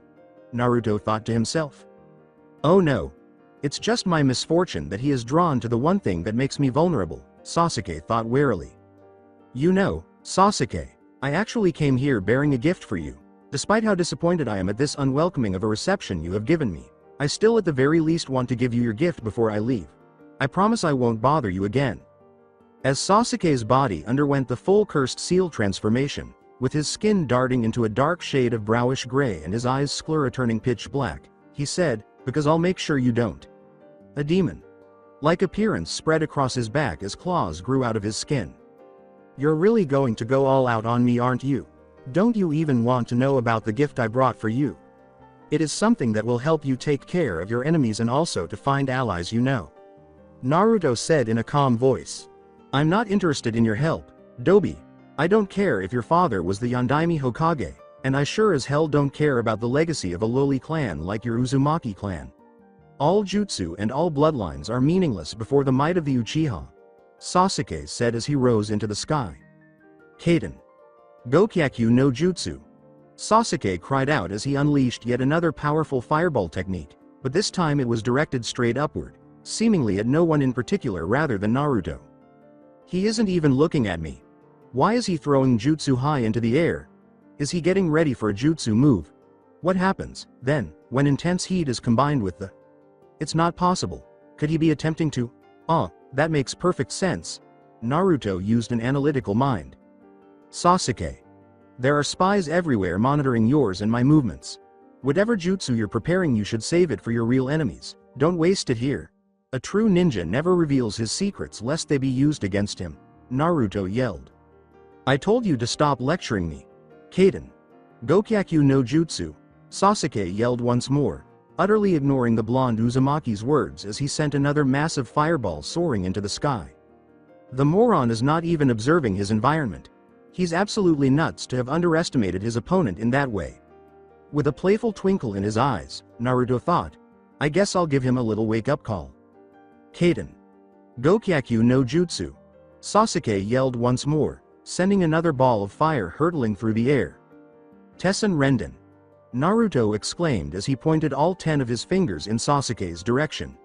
He then fired off rounds after rounds of bone, drilling bullets from the tips of all 10 of his fingers, the first 10 of which found their mark by inflicting multiple non-lethal wounds on Sasuke's upper body, the last 10 of which exited the target by drilling through the back. Arg! Was Sasuke's cry of surprise. Given how high he was flying, he hadn't expected the blonde Uzumaki to have an attack that could hit him from that distance, and even if he did, Sasuke never would have imagined that it could reach him quickly enough to give him time to react. However, he had no time to reflect on how or why things transpired as they did because he was forced to avoid an unending stream of bone bullets for the next 60 seconds, or so, which is roughly when Sasuke realized that, contrary to what he had initially believed, Naruto could seemingly carry on like this indefinitely. What an annoying talent. Breathing heavily, Sasuke began to tire from the never-ending hail of bone bullets that were forcing him to fly farther and faster than he had ever had to before. With his right hand on his left wrist, Sasuke cried out, I'm sick of this, Chidori Senbon. His left hand then produced a Chidori from which dozens of lightning needles shot out at breakneck speed, neutralizing the rapid fire of bone bullets as the two jutsu clashed in the air, sending loud, booming noises reverberating throughout the combat zone. Excellent, dear friend. To be able to create solid and strong needles like that with just your lightning chakra is proof that you have great mastery over both elemental and shape manipulation, Naruto said admiringly. No amount of compliments are going to stop me from fulfilling your destiny. Your fate is decided already. You're going to die by my hand. Sasuke grumbled. Says the guy who is breathing hard and almost out of breath already. How long can you even keep up that form for? Your chakra reserves have dropped significantly since this battle begun," replied Naruto. "Not to mention the significant volume of blood you've lost due to your wounds," Naruto mused gloomily. "Long enough to kill you," Sasuke uttered, and as if in response, dark clouds of thunder began to rapidly form around the battle area. Loud booms of thunder echoed through the forest, and lightning bolts began to flash everywhere as the skies became fully charged. Sasuke raised his hand in the air and said, "Listen carefully, Dobi, for that is the sweet sound of your demise." Naruto watched warily as what appeared to be a gigantic lightning dragon appeared in the clouds. "Now, vanish with the roar of thunder," Sasuke exclaimed as he lowered his hand, causing the lightning dragon to shoot out of the clouds at lightning speed and head directly toward the blonde Uzumaki. The dragon reached its target in an instant, destroying everything in its path with a shockwave so great and destructive that it altered the entire terrain. After waiting for the dust to settle, Sasuke exclaimed, "I did it! I finally did it, Orochimaru! Itachi, Konoha, you're next," as he floated back down to the earth. Sasuke's eyes widened as he heard the all-too-familiar voice of the Dobi from right behind him. Unable to flee, the blonde Uzumaki grabbed him by the joints of his wings and held him to his back, saying, "Indeed, old friend, you sure did destroy this beautiful forest." Sasuke cried out, "What are you? Arg," as the blonde Uzumaki tore his wings off of the rest of his body, sending the final Uchiha flying head first into a boulder. The blonde Uzumaki then kicked him away, kicking him squarely in the middle of his back. "Embrace the pain, old friend. This situation we have found ourselves in, it is proof that humans sometimes just cannot come to an understanding without fighting first. It's like when two boys in the schoolyard become the best of friends only after exchanging a few punches and kicks with each other. During the fight they come to learn a lot about each other, and consequently come to greatly respect and admire one another, and that respect and admiration grows into fondness. Think of this pain that you feel right now as the bridge that will hold steady our bond and friendship," Naruto pondered. Pulling himself back to his feet, Sasuke exclaimed, "I'm not your friend, you stupid blockhead. I have no interest in becoming your friend, and I certainly have no respect or admiration for the likes of you." Sasuke failed to reply, not because he was at a loss for words, but rather because his mind froze momentarily upon seeing the blonde Uzumaki, unable to believe what he was seeing with his own two eyes. "You actually managed to say that all in one go after using that much chakra, getting perforated right through by my drilling bone bullets, getting your wings torn off, and getting kicked head first into a boulder?" Naruto shot back. Uzumaki, the blonde, appeared nearly entirely different. That was about all that stayed the same, aside from the fact that he still had whisker-like markings on his face and long, spiky blonde hair. Naruto's eyes had changed from their dazzling blue color to a blood-red, animal-like hue with a horizontal slit in the center of the pupil. His whisker marks had become much darker, thicker, and deeper than before, and his schletta were completely black. His complexion had turned a shade of brownish gray, and he had numerous, large bone-like protrusions all over his body, particularly on his shoulders, back, chest, and the backs of his forearms. Imagine doomsday. In addition, he had downward, curving horns on his forehead that framed the sides of his face. On his chin, he even had what looked to be a beard made of protruding bone that resembled spikes. Furthermore, Sasuke could tell that the man was built for power as well as speed because his large, rippling muscles gave the impression that he was bigger despite not appearing as though they would slow him down. Since he was wearing a big red cloak before, Sasuke couldn't say for sure that he had gotten bigger, but he did appear larger than Sasuke had previously thought. Fearfully, Sasuke said, "W. What the hell happened to you? W. What are you? Why do you look like a monster?" Condescendingly, Naruto said, "That's a very strange question, isn't it? I mean, have you looked in the mirror?" Sasuke asked, perplexed. "Why don't you have the cursed seal too?" "Cursed seal? Yes, and no," Naruto answered, instantly making Sasuke give him a death glare. The fear swiftly left his eyes as he recalled how annoying the Dobi could be. The cursed seal affords you the ability to use cursed sage mode without training for it and without typically losing control of your bloodlust like the Ryuchi clan, the original users of the cursed sage mode. I on the other hand do not have a cursed seal. I have learned and mastered cursed sage mode.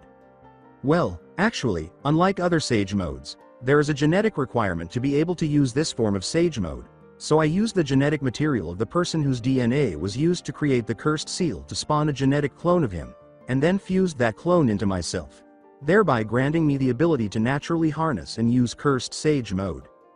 Unlike him, I do not lose control of my bloodlust because I am an Uzumaki, in other words, because of my young release bloodline limit. And training, of course. Naruto clarified. By the way, my cursed sage mode is far more powerful than your bastardized version of cursed sage mode, or maybe I'm just stronger, or both. Either way, the point is, you don't stand a chance against me now that I'm in this form. Naruto replied with a cocky grin. Sasuke raised his hand and dropped it again, causing another enormous, dragon-shaped lightning bolt to fall from the sky. This time, he watched carefully with his Sharingan, still not understanding how the hell the Dobi had avoided what he believed to be the fastest possible attack, his eyes widening as Naruto completely vanished from his location. Sasuke found himself flying rapidly towards the right side before realizing that he had just been punched in the side of the face, remaining airborne for a long time before landing head first once more, his body digging. Impossible. No one can move T. That fast, Sasuke choked out and said, the curse mark fading as his body returned to normal and he was finally unable to move a single inch due to the damage he had sustained from using chakra too much. Naruto stood over his vanquished opponent and remarked, apparently I can. With tears of agony welling up in his eyes, Sasuke exclaimed, I keep trying and trying. And trying, but it never gets better. I'm still so weak, I'm so pathetic. I can't even beat you. How am I supposed to avenge my family? How am I supposed to rebuild and protect the clan if I can't even beat the likes of you? You work harder and smarter. You study hard, train hard, work hard, and plan smart. You keep trying over and over and over until you get it right. But Sasuke, know this, no man is an island. Everyone needs people. I have my close friends and comrades, the members of the Bloodline organization. Orochimaru has Kabuto and Otogakure no Sato. Even Itachi has a partner in the Akatsuki. The Akatsuki itself is made up entirely of S-ranked ninja that are just as powerful as Itachi, some possibly stronger, and yet even they know the importance of having allies. Even the legendary Uchiha Madara brought the Kyuubi with him in his final battle with the Shoden Hokage, and he previously fought alongside his brothers and cousins during the clan wars. This is the message I came to impart on you today, and it is the nature of my gift as well. Naruto said, chakra chains bursting out of his belly and wrapping around Uchiha Sasuke. Chakra with a golden hue leaving the chains and covering Sasuke's entire body, healing all of his injuries in a matter of seconds before the chains quickly receded and went back into the blonde-haired Uzumaki. This? What is this? How did you? Naruto simply replied, the bloodline limit of the Uzumaki clan, the Yang release bloodline limit. Deactivating his Sage mode caused his form to change back to normal, and Sasuke realized that the Dobi's super fit physique and rippling muscles had nothing to do with the Sage transformation. Naruto handed Sasuke a scroll and said, here, take a look at this. The teenage Uchiha opened the scroll fast and quickly perused it with his Sharingan. Sasuke questioned doubtfully, Kuretsuki Raiga? You want me to recruit this guy? Oh god no, you cannot trust someone like that. Your mission is to eliminate him and take his dual swords, the lightning kiba. You will give them to the guy that you will be recruiting, as a joining benefit. Trust me, he'll be more than eager to join. Naruto grinned with assurance. Sasuke inquired, and just who is the guy exactly? With curiosity. As he passed another scroll to the Uchiha, Naruto said, here. Sasuke quickly skimmed it and also committed the image of the man to memory.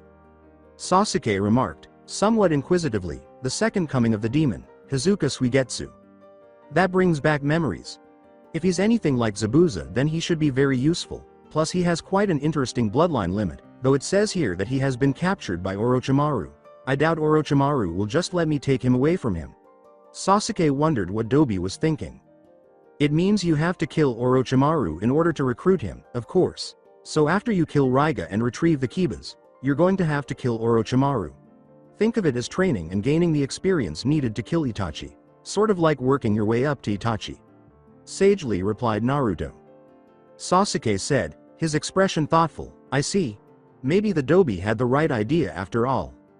As he passed another scroll to his former teammate, Sasuke snatched it and quickly read it again. Naruto said retortively, There's someone else that you can recruit after you kill Orochimaru. Remember that guy the first told you about, the guy who is the source of your cursed seal and my cursed sage mode? Well, wouldn't you like to have someone like that in your team? Sasuke questioned incredulously. Jugo of both scales, huh? What an interesting guy. But what makes you think I want a loose cannon like this on my team? With your Sharingan, you can control him, and since there is an enemy nearby, his rampages shouldn't be a problem. He will direct all of his lust for blood toward the source of the enemy's killing intent because of that intent, according to Naruto. Alright, it's not that I don't appreciate you, but I must know why. Instead of giving these guys to me, why didn't you just hire them for your company? Sasuke questioned warily. I can't help but be suspicious of your intentions. I really intended to hire them for the company, but it's not a good idea to have all your pieces in one location during a war. You need to have pieces in every corner and attack from a variety of angles. To support my cause, someone does not always need to be related to me. Besides, I feel like I'm accomplishing two goals at once by doing this. Helping you and helping myself, since we have similar interests. As one of the last members of my own clan, I can relate to your cause and wish you luck. I also detest the idea of such a magnificent clan going extinct. I wish for the success of both of us, Naruto said. Orochimaru, Konoha, Itachi. Those are our shared interests, correct? It makes sense, I suppose. You seem to be taking advantage of me, but you're being open and sincere about it. I really don't like that, but at least I appreciate your honesty. That's just strange. In addition, even though I know you're manipulating me, I have to admit that it has worked in my favor. Without you, I doubt I would still be alive or in captivity today, and I certainly wouldn't have the current level of power. Sasuke said, his tone and expression halfway serious and halfway playful. It's a bitter pill I have to swallow for the time being, but one day, I'll surpass and defeat you and prove that you really are nothing but a stupid doby. Naruto shot back, hey, we'll see about that. After you recruit those guys, there will be 3 of you. It would be more efficient to have a 4-man team. Maybe you could bring in Haruno Sakura, our former teammate. With a mischievous sparkle in his eyes, Naruto remarked, I'm sure she'd betray Konoha for you. And I have no doubt that Tsunade would be devastated, Naruto thought evilly. Why would I want to be burdened by that pointless harpy? Sasuke spit out his distaste. You don't really understand the importance of obtaining information, do you? Sakura currently serves as Tsunade of the Sannin's apprentice. She has mastered Tsunade's superhuman strength technique and is a skilled medical ninja. Her ninja skills have completely changed from before, though I'm not sure how her personality has changed. In order to keep her motivated and on your side when things get a little too grim and graphic, you might need to return the favor if she's still as mentally unstable as she was before. If you play things right, you can use her love for you as a weapon. Even so, Naruto suggested that it would be safer to avoid hiring someone with such erratic judgment. You really need a medical ninja for your team, especially for you. Jugo and Suigetsu have the ability to replenish themselves, but you don't. Sasuke said simply, I'll think about it. All right, I think I have my cue now. It was pleasant to see you again, dear friend. Sasuke turned and walked away in a different direction, saying, yeah, whatever, Dobi. Naruto exclaimed, HN, what a prideful guy, as he went through the hand seals for the summoning jutsu and conjured up a new cloak for himself. He then turned and left. After 3 months, Onigakure no Sato, a summit of cages. She was just as stunning as ever, sporting her favorite blue dress and the same herringbone pattern hairstyle. The only thing that had changed was that she was wearing a bloodline cloak on top of everything. Mei asked with a bewildered frown. They were in a meeting hall of the Onigakure Founding Members Council. Among them was Mei, who had been admitted as a founding member of the bloodline even though she had joined after Onigakure had already been established. Shion, the priestess of Demon Country, whose status was the same as a daimyo of the country, and the other members of the bloodline, Saitama, Genos, Kamizuru Suzumbaki, Guren, Uzumaki Fuka, Estese, Uzumaki Karen, Uzumaki Tayuya, Momochi Gatsu, and Kuga Genosuke. Yeah. The intention is to make Onigakure no Sato the replacement for Uzushiogakure no Sato. Shion, the priestess of Demon Country, succinctly explained, I believe we can succeed in laying this claim and becoming the 6th Kage Nation. And Uzumaki founded Onigakure no Sato, and there is proof of existence of the Uzumaki clan because of Naruto-kun, Fuka, Tayuya, and Karen. She is a beautiful, voluptuous 16. Year-old young woman with long, silky smooth blonde hair and magenta eyes. She wears red and black royal garbs out of honor and respect to Naruto and the Bloodline organization, who had fundamentally and positively changed Demon Country for the better and saved the world and her life from the great demon Moryu. She is undoubtedly one of the most beautiful and most desired women in the country. That's all well and good, but are you really thinking those old farts who are wicked in power? Hungry will accept it. What occurs if they reject our assertion? Uzumaki questioned dutifully.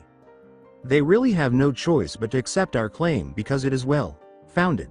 Besides, it's not necessary to ask for their acknowledgement. It's just a formality. Regardless of the outcome of the summit, we will move forward as one of the 6 Cage nations, and all of Demon Country's citizens will accept and refer to Naruto-kun by that title, per my decree. Shion declared unwaveringly.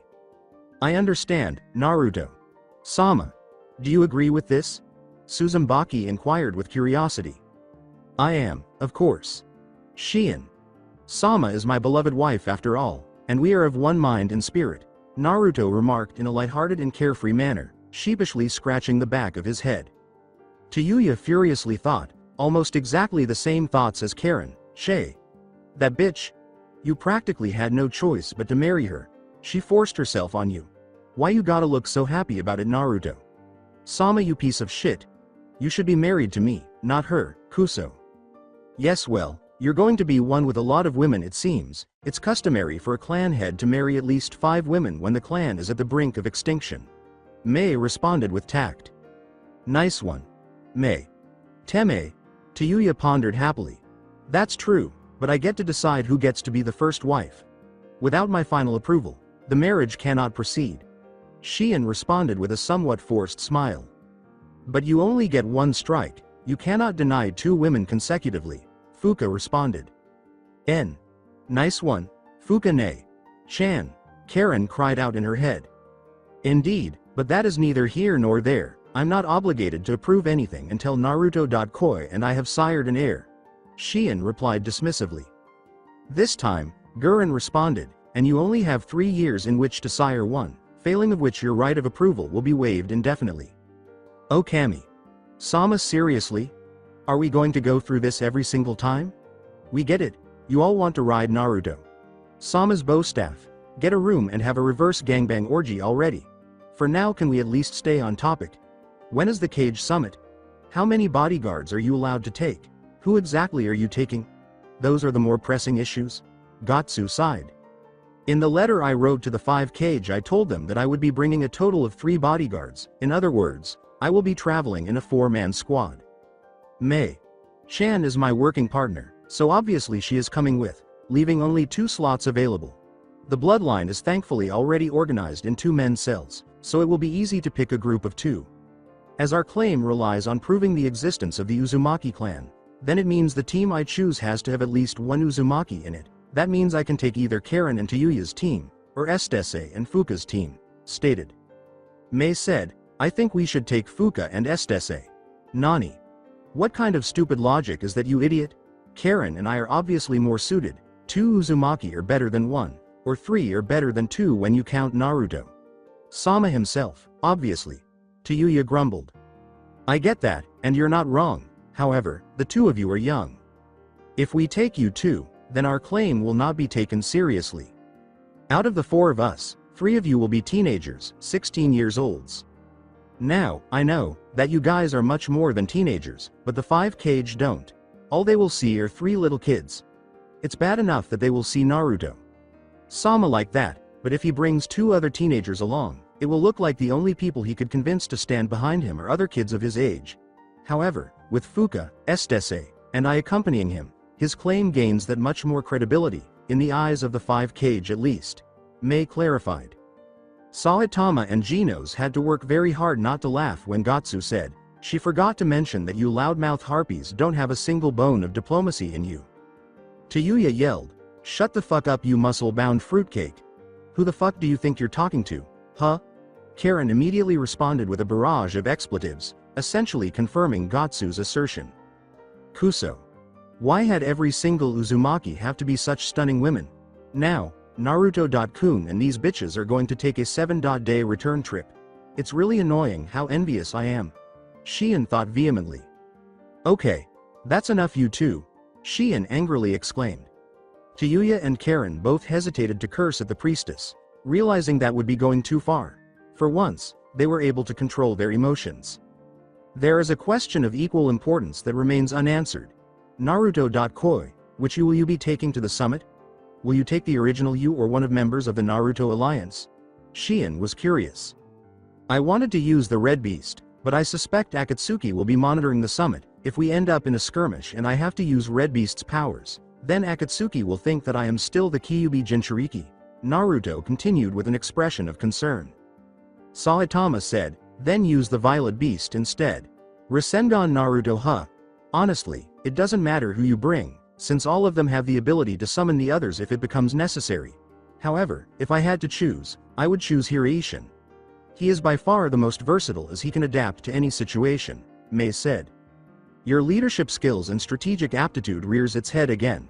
You consistently prove your value as my partner, Mei. Chan. Thank you, and yes, Hiraishin it will be. Naruto said with an honest grin. Naruto. Sama, you dipshit. That decision had nothing to do with strategic aptitude. She picked him solely because she is the one who is fucking Hiraishin. You stupid, Tayuya furiously considered. Although Mei's choice of companion was not motivated by that, Tayuya was not entirely at fault for believing that. Since Naruto had made it very clear that his real body was only meant for his wife Shion and that none of the girls would ever see the real Naruto unless and until they married him, the girls each had a private Naruto. Fuka was the one who came up with the plan to allow them to be a part of the alliance. They were each to choose a member of the alliance to be with in place of Naruto until the 3 years passed and they could marry him, or until he and Shion had an heir and they could marry him too. Thus, Tayuya herself had ended up with Fujin, Karen with the Violet Beast, also known as Rasengan Naruto, Estese with Raijin, and Mei with the Flying Thunder God. Dead Bone was with Suzumaki, and Gurren had selected Swordman. Though their primary motivation was their love for him rather than the restoration of the illustrious Uzumaki clan, this allowed them all to have a piece of Naruto while they awaited their opportunity to marry him and assist in the rebuilding of the Uzumaki clan. Since Red Beast, Byakugan no Naruto, and Toad Sage Naruto are the only ones who don't mate with any of the. Wait a minute. It makes sense why Naruto. Sama wanted Red Beast to go. A light bulb momentarily clicked in Karen's mind. Karen suddenly exclaimed, I suggest that you take Toad Sage Naruto instead of Hiraishin Naruto. What? Why? Stammered Mei. You're Hiraishin's mate. We can't have any of you distracted during the mission.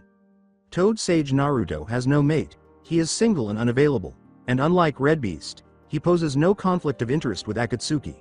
He is by far the best and most logical choice. Karen stated with assurance. Oh Karen, with that huge brain of yours. Mei, trying not to show her annoyance, thought irritably. Shion questioned mockingly, her lips slightly curving to indicate that she was thoroughly enjoying this. She has a very valid point. Her logic is undeniable. What do you think, Mei? I think it's not a bad idea at all. Truth is, all of the Naruto alliance are powerful and versatile in their own right. It doesn't really matter which one we take, Mei responded. Shion asked jokingly, then it is decided, the Toad Sage will go. Any objections, Naruto? Naruto answered simply, none whatsoever. Very well, meeting adjourned. Fuka, Estese, Mei, get ready, you will leave immediately. Shion gave the order. Hi, Shion. Sama, each of the three said with deference. In the meantime, Kirigakure no Sato the Hellblazer, Munashi Jinpachi, greeted his leader, saying, you called for us, go dem. Sama. The enormous black and silver Zanbatu, known as the Hellblazer, was fastened to Jinpachi's back. The 7 ninja swordmen of the mist use it as one of their weapons, and its power lies in its capacity to. With a single swing, the sword can simultaneously transform the user's chakra into the wind and fire styles, earning it the reputation of being able to completely destroy forests.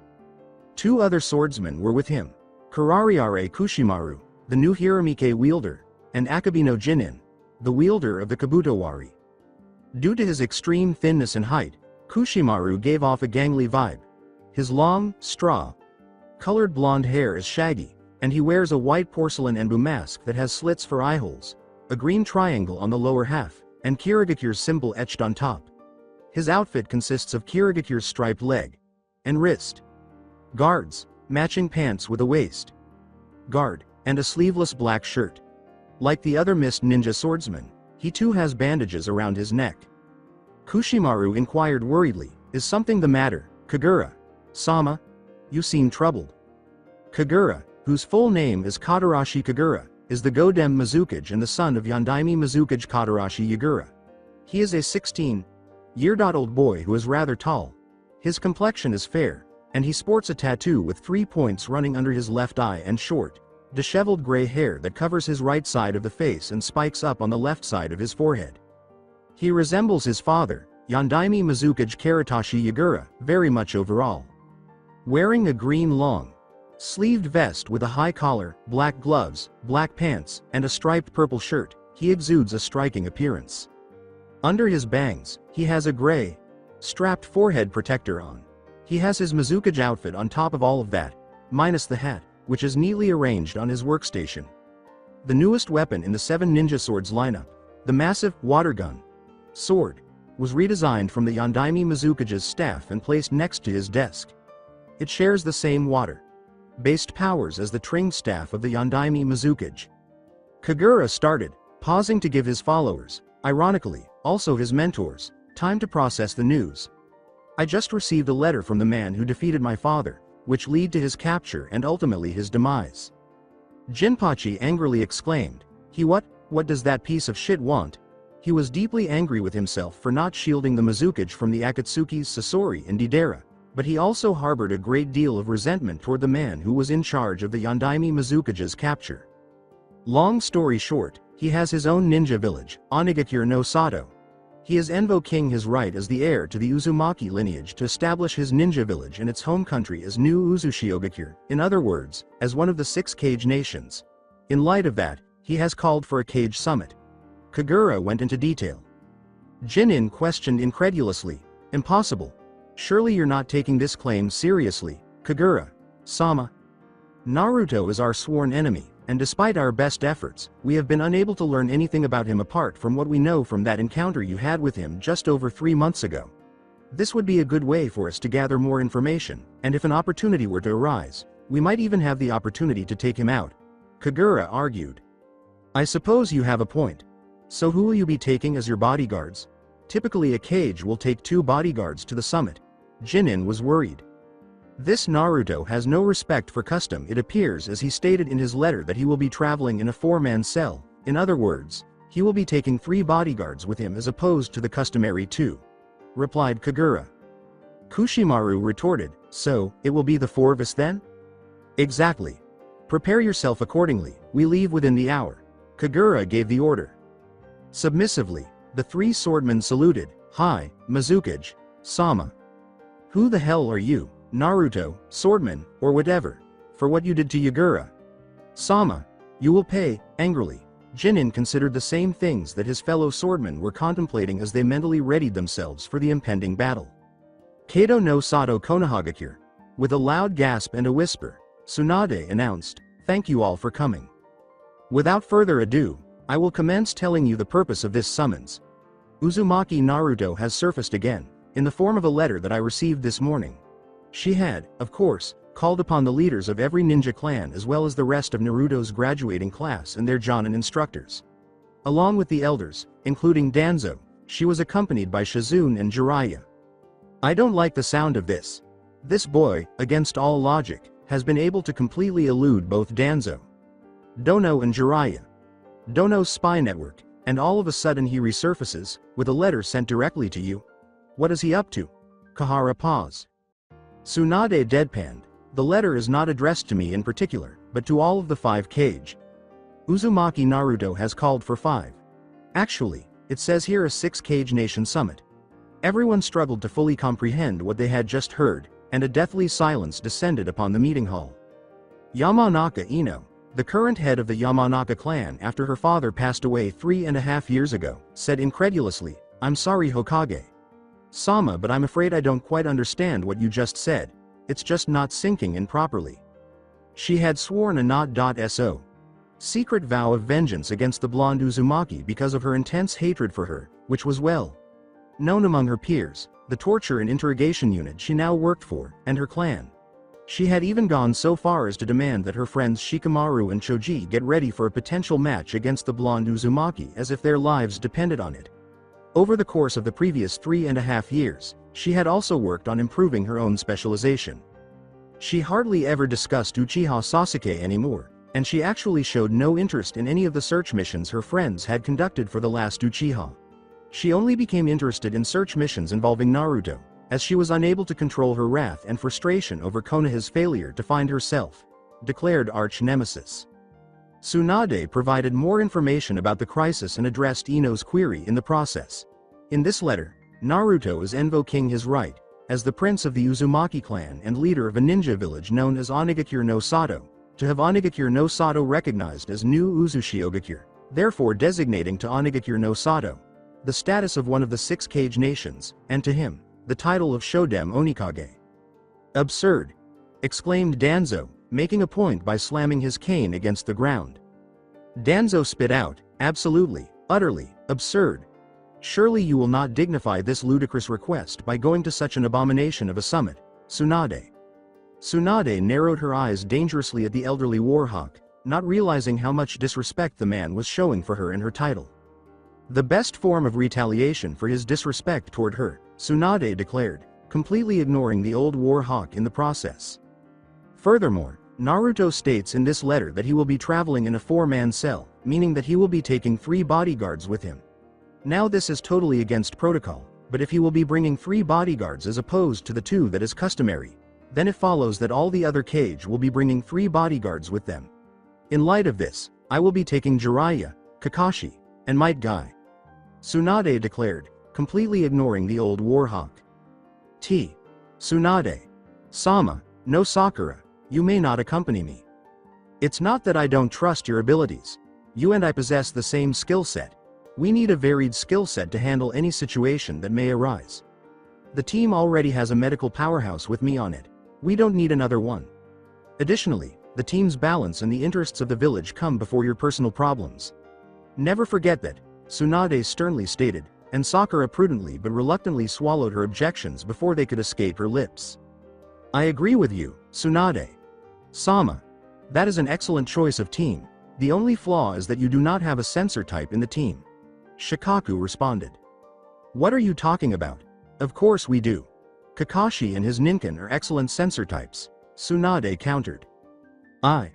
Well, I meant chakra sensor type, but I digress, you are correct. There is more than one way of detecting enemies as you have pointed out.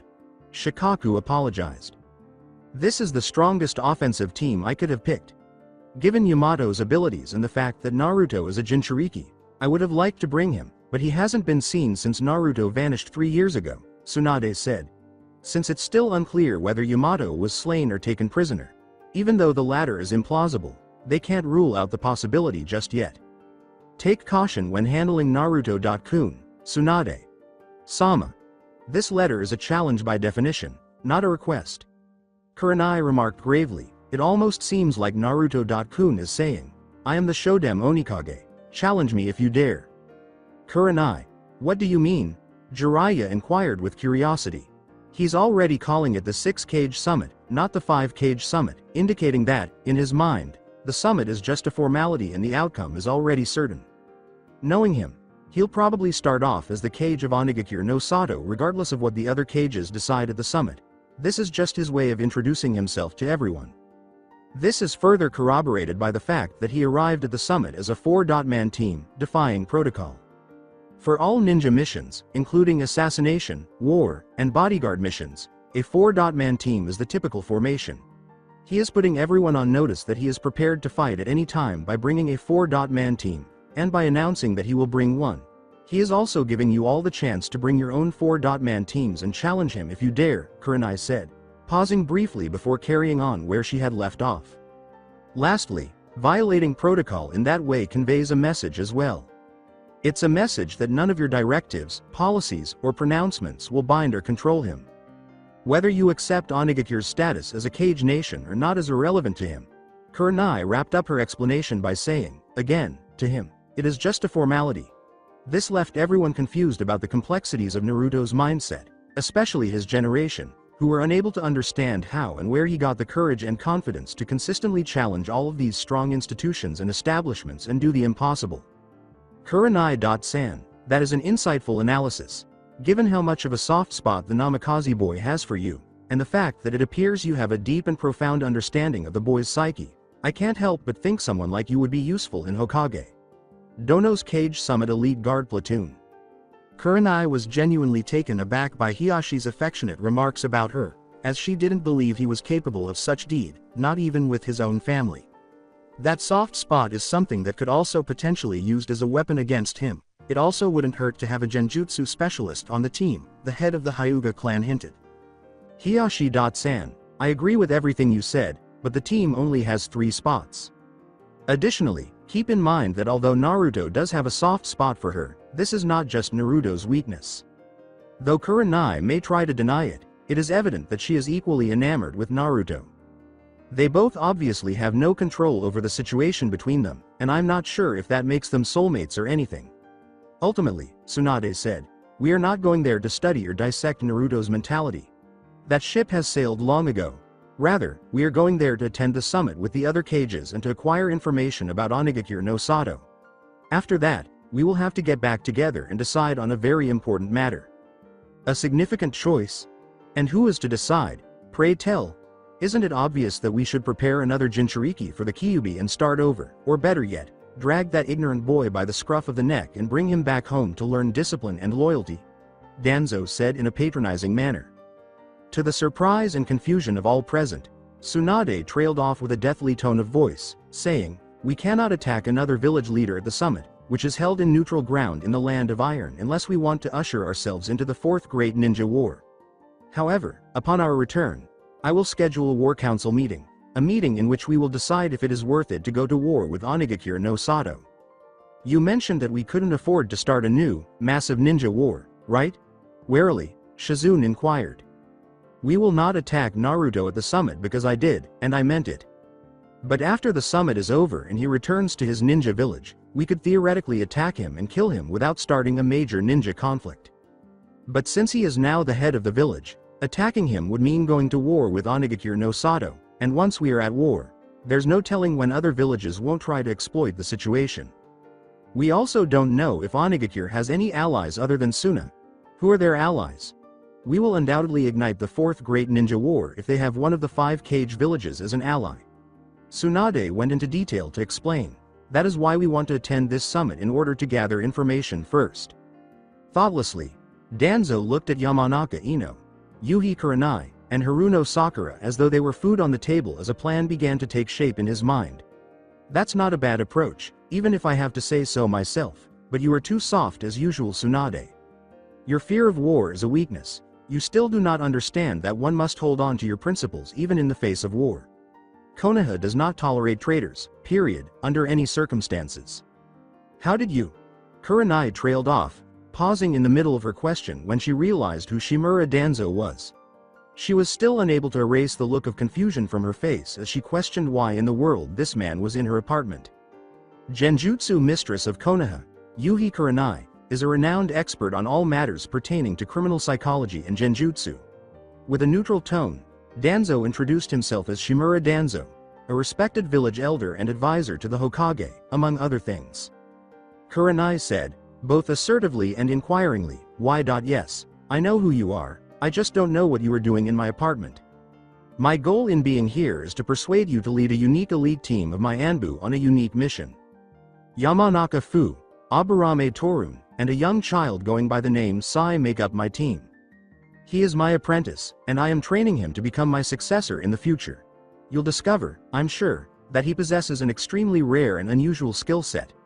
Nevertheless, the group requires a capable, knowledgeable, and experienced leader who can assess a situation quickly and come up with solutions. Danzo exclaimed, I couldn't think of anyone better than you, despite the fact that his tone was completely devoid of emotion. Is the Hokage in favor of this mission? Kurenai cautiously inquired. To say she was worried would be an enormous understatement. She honestly could not say she knew what on earth Danzo was up to.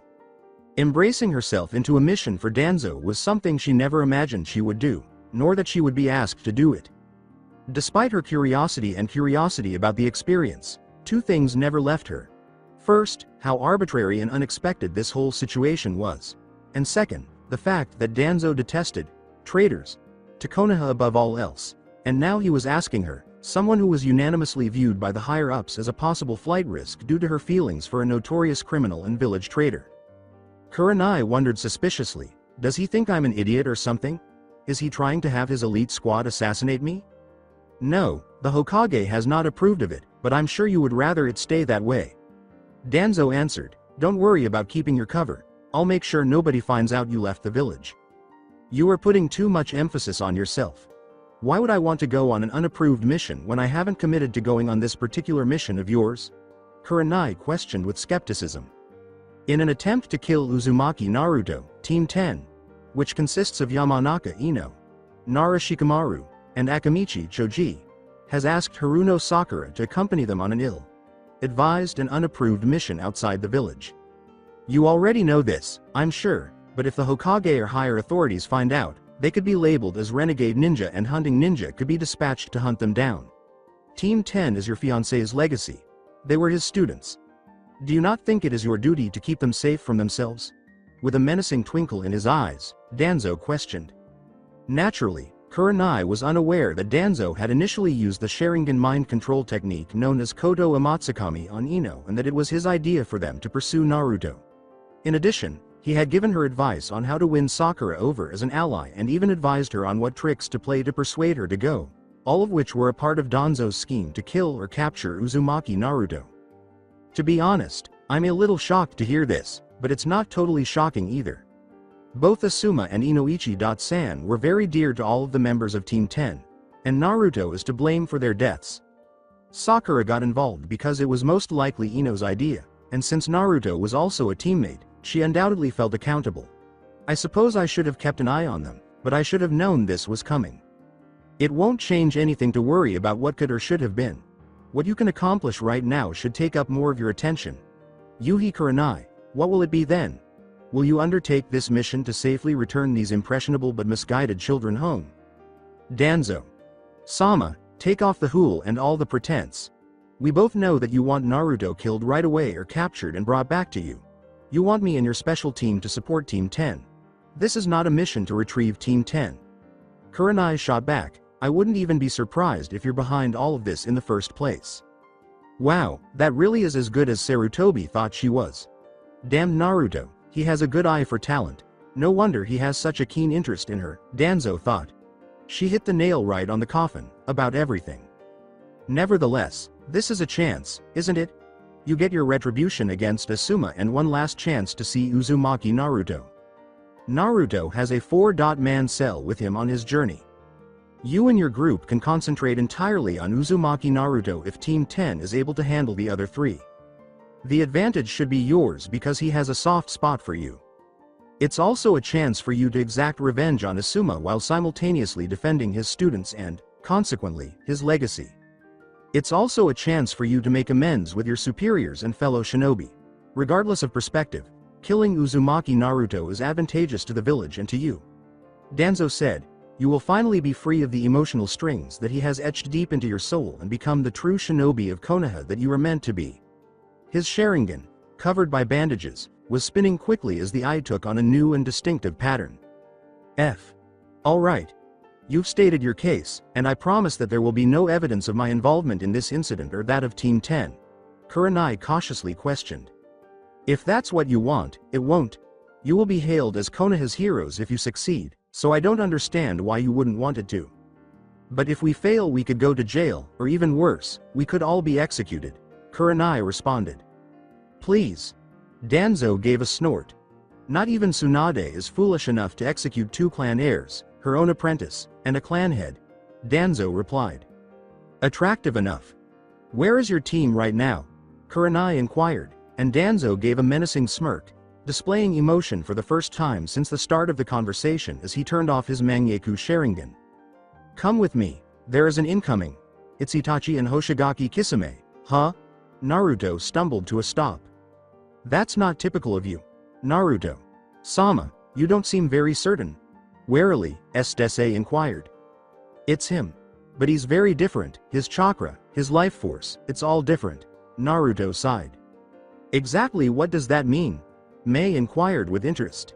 His chakra is much stronger than it was before, and he's much healthier too, replied Naruto.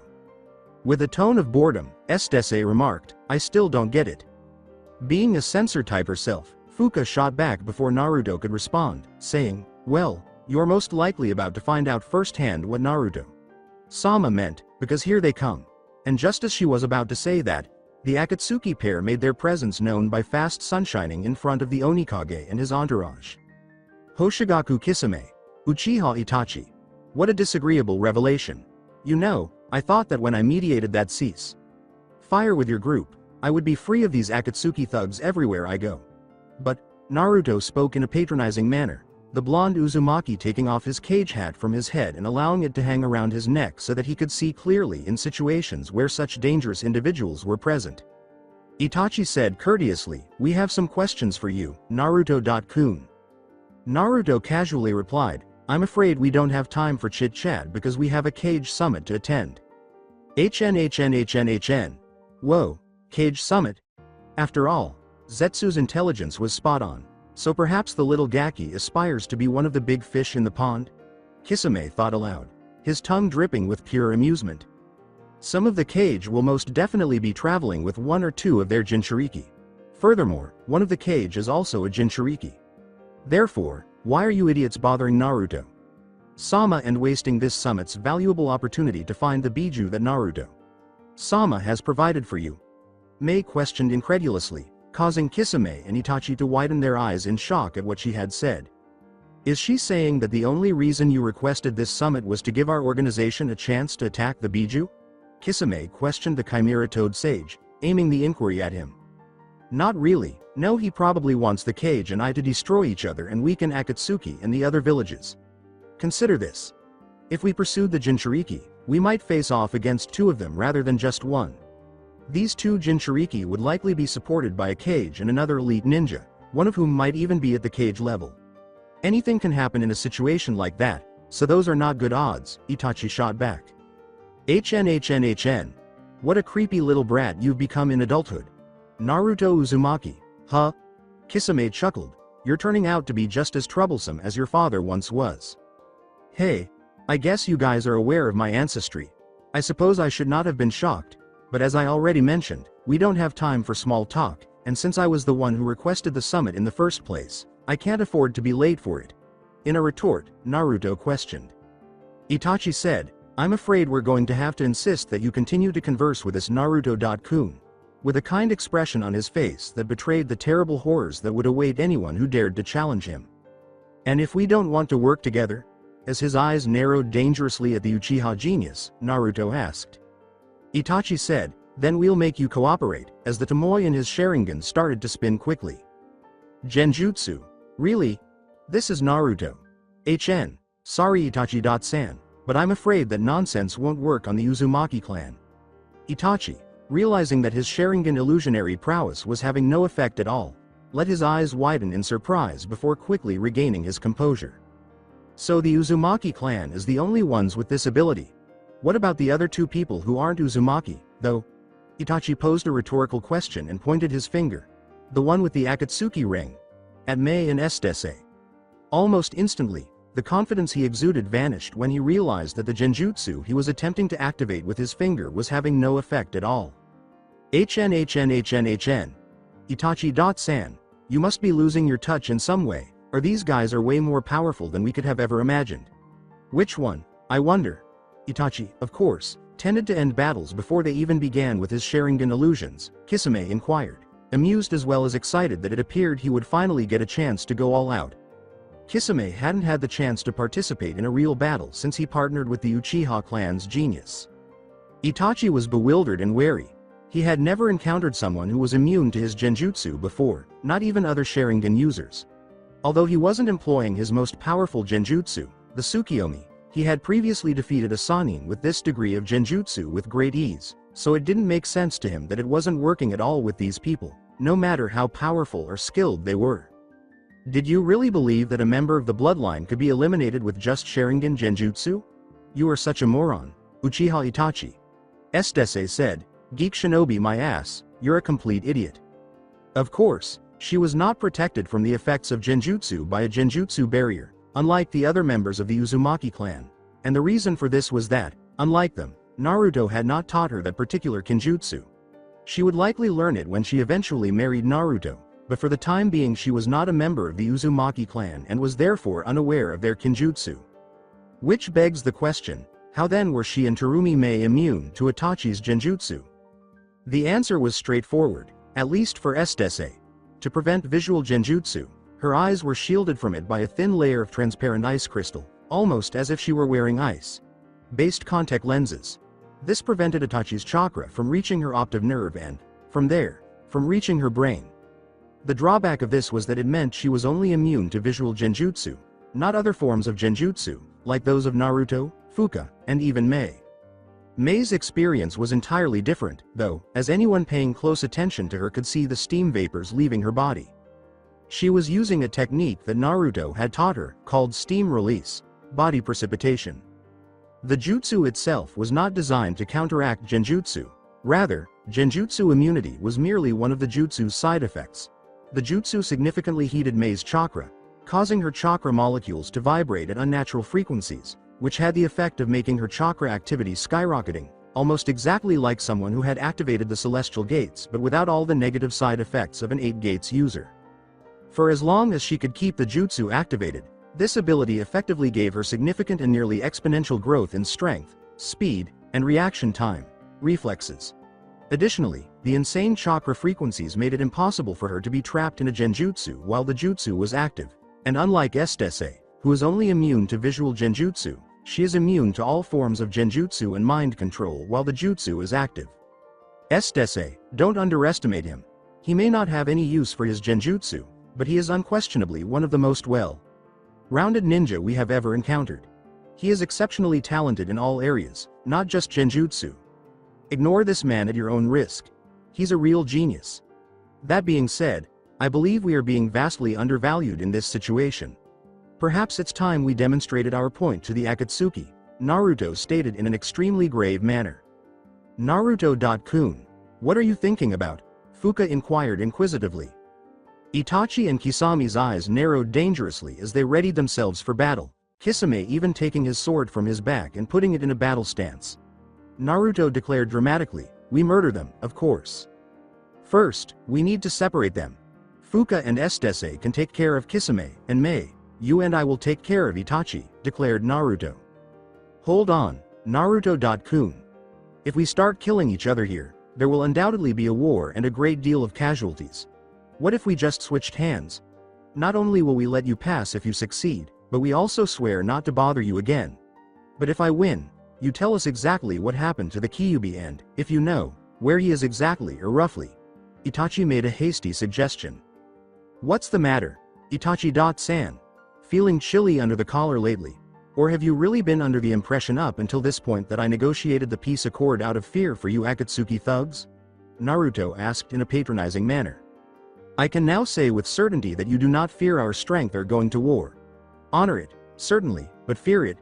No, it's obviously not, you've shown that. But since we still require that information, I thought that this was the most sensible bet I could make, Itachi said. Mei reasoned analytically, he's testing and measuring everything about Naruto. Sama, including his personality, strength, resolve, and the motivation behind each and every action. But why? Why does he want to know so much, even at the risk of violating the peace agreement? Why does a person like Itachi have such a strong interest in Naruto? Sama? All right, that makes sense. If Kisame doesn't interfere, my people won't either. But all bets are off if he does, or if any of your allies do, Naruto stated gravely. Then, the same is true for you. All bets are off if your people meddle, Itachi shot back. Mei, Estese, and Fuka, back off. I'll take care of this, Naruto authoritatively commanded. Mei patted her shoulder and advised caution as she and the other women moved to a more secure distance. HN. This ought to be interesting, Kisame said aloud as he also retreated to a more secure distance. Without saying another word, The fight broke out as Itachi launched dozens of shuriken at the blonde Uzumaki at speeds that most elite Jonin and even some cages couldn't match. The shuriken lit up like lil suns as Itachi managed to imbue each one with his fire style in the instant that he pulled it out and threw it, increasing the penetrative force of the weaponry. To his surprise, though, Naruto was able to match him shuriken for shuriken, deflecting every single one with his wind enhanced kunai. This forced Itachi to go on the defensive as he seemed to be able to dish out kunai far more quickly than Itachi could throw shuriken, forcing him to duck, dodge, and weave around the onslaught of shuriken. Fuinjutsu really is a sort of cheat code, isn't it? HN. No wonder the Uzumaki clan were seen as a threat that must absolutely be eliminated. Kisame thought with awe and amusement. This is similar to the Senbon barrage that Sasori uses with his puppets. Except naturally the Gaki isn't a puppet and he is using kunai instead of Senbon. But what makes his jutsu even more sinister and dangerous than Sasori's jutsu, and chuckled. As Itachi struggled to avoid all of the food and enhanced kunai that were coming his way, he sustained cuts and nicks all over his body and clothing until he realized that there seemed to be an infinite number of kunai stored in Naruto's storage seals. The kunai are coming from seals on the palms of his hands. This defeats all manner of kunai or shuriken jutsu training. The ability to bypass all levels of talent and ninja training with just a single sealing array. So this is the true power of the Uzumaki clan? Itachi thought to himself. What will you do now, Itachi-san? With interest and curiosity shining in his eyes, Kisame pondered. Even with the extra stamina that Hashirama's cells have provided you won't be able to keep this up forever. Taijutsu is also out of the question. There is no way to get around such a ridiculous barrage of kunai and close the gap. With one equally enormous skeletal arm protruding from a sinister looking chakra-based rib cage that surrounded him, Itachi whispered, Susanoo. This formidable defensive move was exclusive to those who had awakened a Mangekyo Sharingan in both of their eyes. To his surprise, Itachi discovered that a few kunai were protruding from his arms, chest, and torso. The wind oscillations had been strong enough to pass through his rib cage Susanoo, but fortunately, they had lost so much power and speed by the time they passed through, that they barely penetrated his body, only piercing the skin's surface and inflicting superficial wounds. In response, Itachi willed the skeletal arm of his defense to cover the frontal part of the rib cage, so strengthening his overall defense. This brat really is full of surprises, Kisame mused. But if I told the other members that someone could use mere kunai to force Itachi-san into using his ultimate ninjutsu, they would probably laugh at the absurdity of it all. This is the notorious Susanoo, then. All I've read about it is in the Uzumaki clan's old records. I have never before seen it. It doesn't seem like you fully embraced me, though. Are you perhaps still judging me harshly? Naruto inquired with sincere interest. His eyes, like Itachi's, had abruptly changed in hue and pattern, revealing golden eyes with a red ring surrounding them and a horizontal slit in the middle of his pupils. Fuka thought to herself, Naruto. Sama really turned on the Chimera Toad Sennin mode? He must really want to kill the Uchiha brat then. So, in response to Uchiha activating the Mangekyo Sharingan, he activated Sennin mode? That's a smart move, Naruto. Sama. It's best to face him at your best when it comes to physical and ninjutsu prowess, as you don't know the full extent of his capabilities, Mei reasoned logically. Itachi. San's eyes abruptly turned a different color, and the already terrifying chakra grew even more powerful and massive. Is this the Uzumaki Dujutsu's power? I had no idea they had one, Kisame inquired inquisitively. I wasn't either. Though I don't think it's a Dujutsu, let's test the waters, Itachi said, his eyes fixed intently. Amaterasu. Itachi uttered a whisper, and instantly his left eye began to emit intense black flames that were aimed straight at the blonde Uzumaki. By directly, I mean that rather than shooting out of his eye and traveling the distance between him and Naruto, the flames appeared right where Naruto was. This is because black flames by nature ignite anything that comes into contact with them. Not only were the flames unstoppable, but they also traveled at an absurdly high speed. These characteristics, combined with their unquenchable nature, account for the jutsu's reputation as the strongest ninjutsu in existence. Nevertheless, even though the flames were expected to be unavoidable, Naruto managed to completely avoid them by abruptly swerving to the left at a speed that defies comprehension. Both Itachi and Kisame were dumbfounded. With no intention of remaining defensive, the blonde Uzumaki launched an offensive right away, cutting the gap between himself and the Uchiha clan's genius in an instant. Entering from the left, he completely evaded Itachi's line of sight with his speed and delivered a horizontal cross-kick with his right leg straight in front of the Uchiha's unwavering defense. Naruto's attack was so ridiculous in its speed and power that it created a huge booming sound as it hit the ground, erasing Itachi's defenses completely. He was sent flying, crashing through numerous trees and into the ground so forcefully that a large crater formed around his body.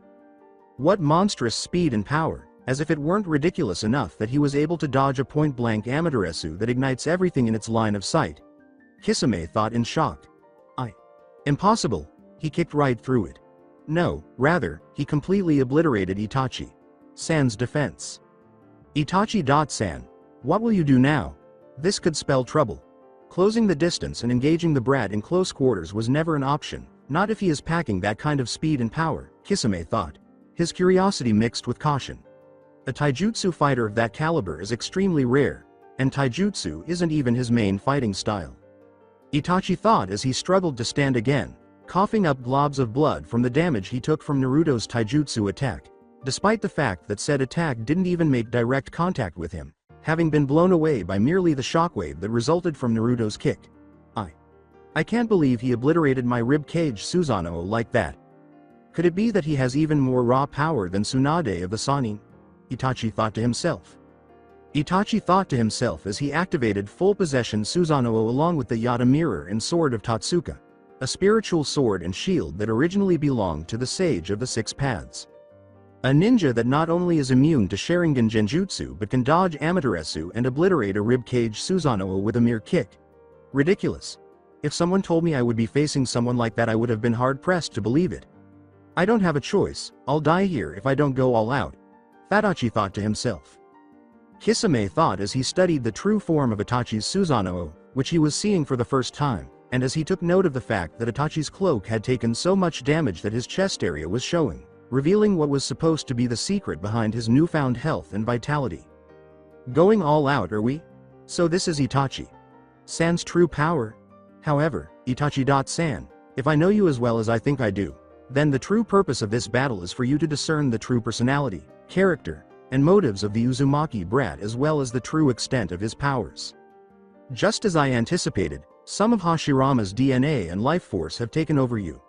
Have you been working in concert with either Orochimaru or Kabuto, or both? You know which one, Itachi. Don't know? Curious, Naruto asked. Itachi casually replied, I'm afraid I do not know what you speak of Naruto-kun. Oh my goodness? Isn't that the face of Hashirama resting on your chest? Itachi's eyes widened in shock as he looked down and saw that his chest region was fully exposed to the outside world. Naruto asked rhetorically.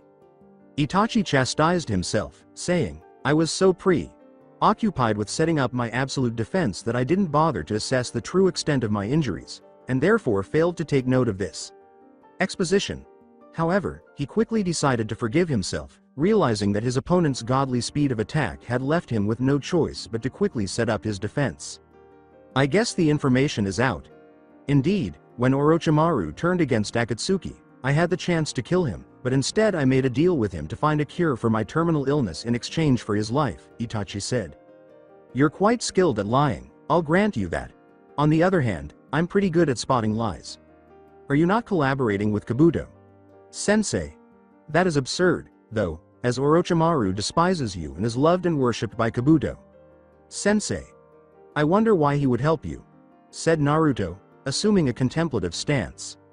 Naruto reasoned, he couldn't have kidnapped him, otherwise Orochimaru would have been suspicious about Sensei's absence, so it's either mind control or blackmail. He must have blackmailed Kabuto. Sensei somehow.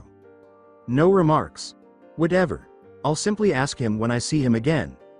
More importantly, Itachi-san, how about we declare the match a draw and part ways? I highly doubt that disclosing so many of your secrets was your original plan when you arrived here. You have now revealed to me your Amaterasu, your entire possession Susanoo, and the fact that you possess the sword of Totsuka, the Yata mirror, and the lost treasures of the sage of the six paths. You've also unintentionally disclosed to me that you and my sensei have a relationship of some kind. What is the number of secrets you want me to make you divulge?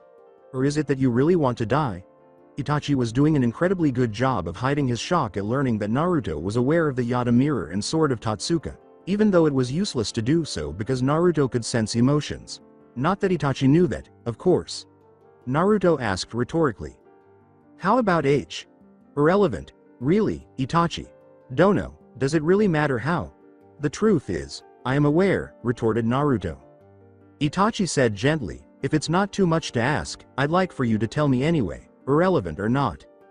Then again, you would be shocked at the level of detail in the Uzumaki archives. It's not for nothing that Uzu was dubbed the village of longevity.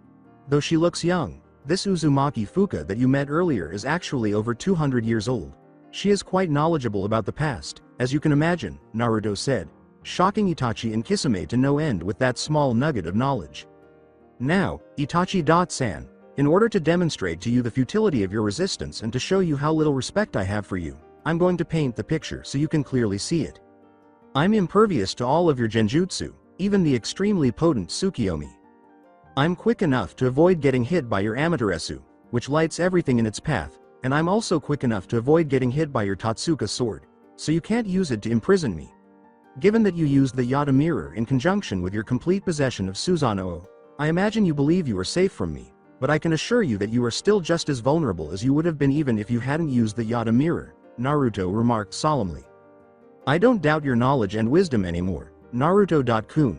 But you don't actually know as much as you believe. Let me now briefly explain the Yata mirror to you. In addition to the 6 elements known as yin, yang release, this shield possesses 5 elemental transformations that can be used to control reality itself.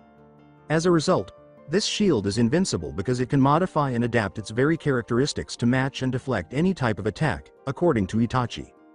How foolish of you, Itachi. Don't know, then. It should be obvious to you of all people that an invincible jutsu does not exist. First of all, like all of the Rakudo Sennin's weapons, the Yata mirror needs chakra to activate, so the amount of chakra you have dictates how long you can keep it activated.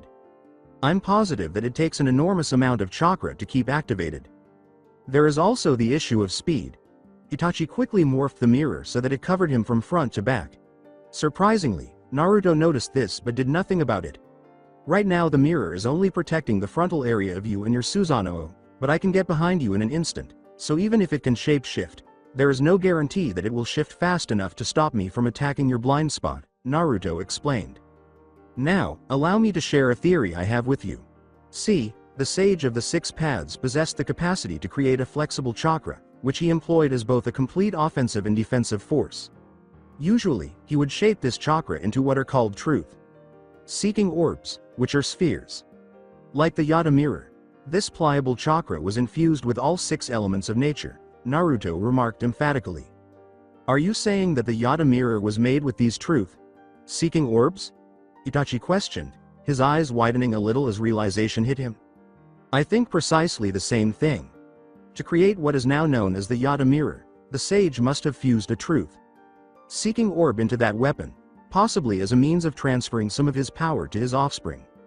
Now, you and your companion made assumptions earlier regarding the shift in my eye color. That's because I've turned on what's referred to as Sage mode, also called Sennin mode. I can use Senjutsu when I'm in Sennin mode.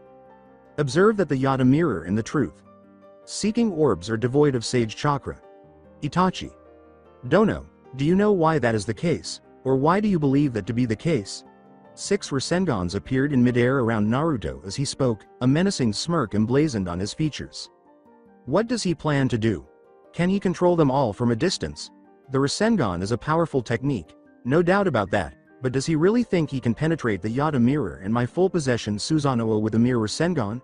Itachi thought to himself, and the blonde Uzumaki answered almost as if reading his mind. This is my sage art, the Rasengan technique of seeking the truth. Indeed, the stories of the Rakudo Sennin's truth seeking orbs served as inspiration. These aren't your typical Rasengans, though. Because they have Sage chakra embedded in them, they are far more potent than typical Rasengans. Nevertheless, in the event that this proves insufficient to eliminate you entirely, Naruto trailed off as wind blades erupted around each of his 6 truth seeking Rasengans, a loud and ominous screech emanating from each of the now bladed orbs. Sage art. Rasen Shuriken seeking the truth Itachi started to perspire as he realized the extent and nature of Naruto's jutsu prowess when he heard the name of Naruto's new jutsu. My hypothesis is that, since they are naturally endowed with the same elements, the truth seeking orbs and the Yada mirror share the same vulnerability. Senjutsu is that weakness, Itachi. Dono. And with that, any final remarks from you? As though he was just inquiring about Itachi's prediction for the day's weather, Naruto asked. I'm pretty much dead if what he said about the Yada mirror's weakness to Senjutsu is accurate. How should I proceed? Do I need to turn on perfect Susanoo? No, I won't be disclosing all of my trump cards just yet. Since Zetsu is observing, Madara and Leader must be doing the same. It's already awful that I've had to divulge so much. To make matters worse, the Hashirama DNA implants will now be known to all. My objective has been accomplished.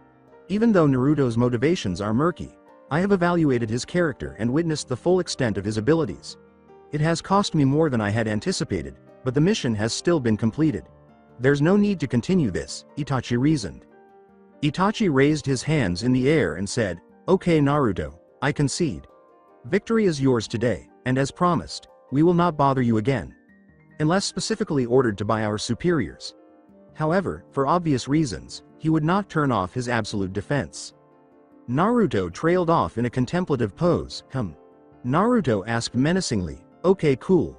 I'll let it slide today, what you did that is.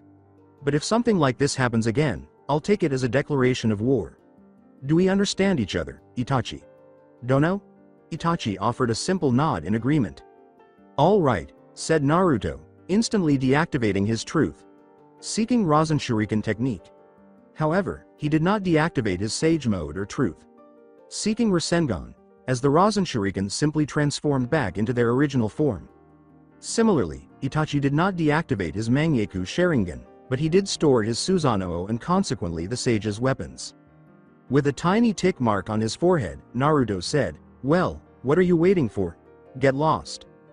Itachi asked, choosing to take a more direct approach this time. Just one more question. What is your goal exactly? What is your purpose?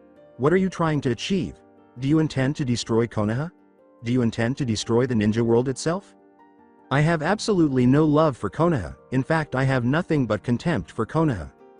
But no, my goal is not to destroy them or the ninja world.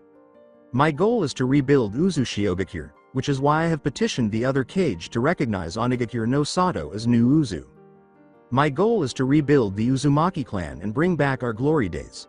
My goal is to protect my loved ones and everyone in Onigakure no Sato, and to provide a safe haven for all of those who have been oppressed and mistreated for reasons beyond their control.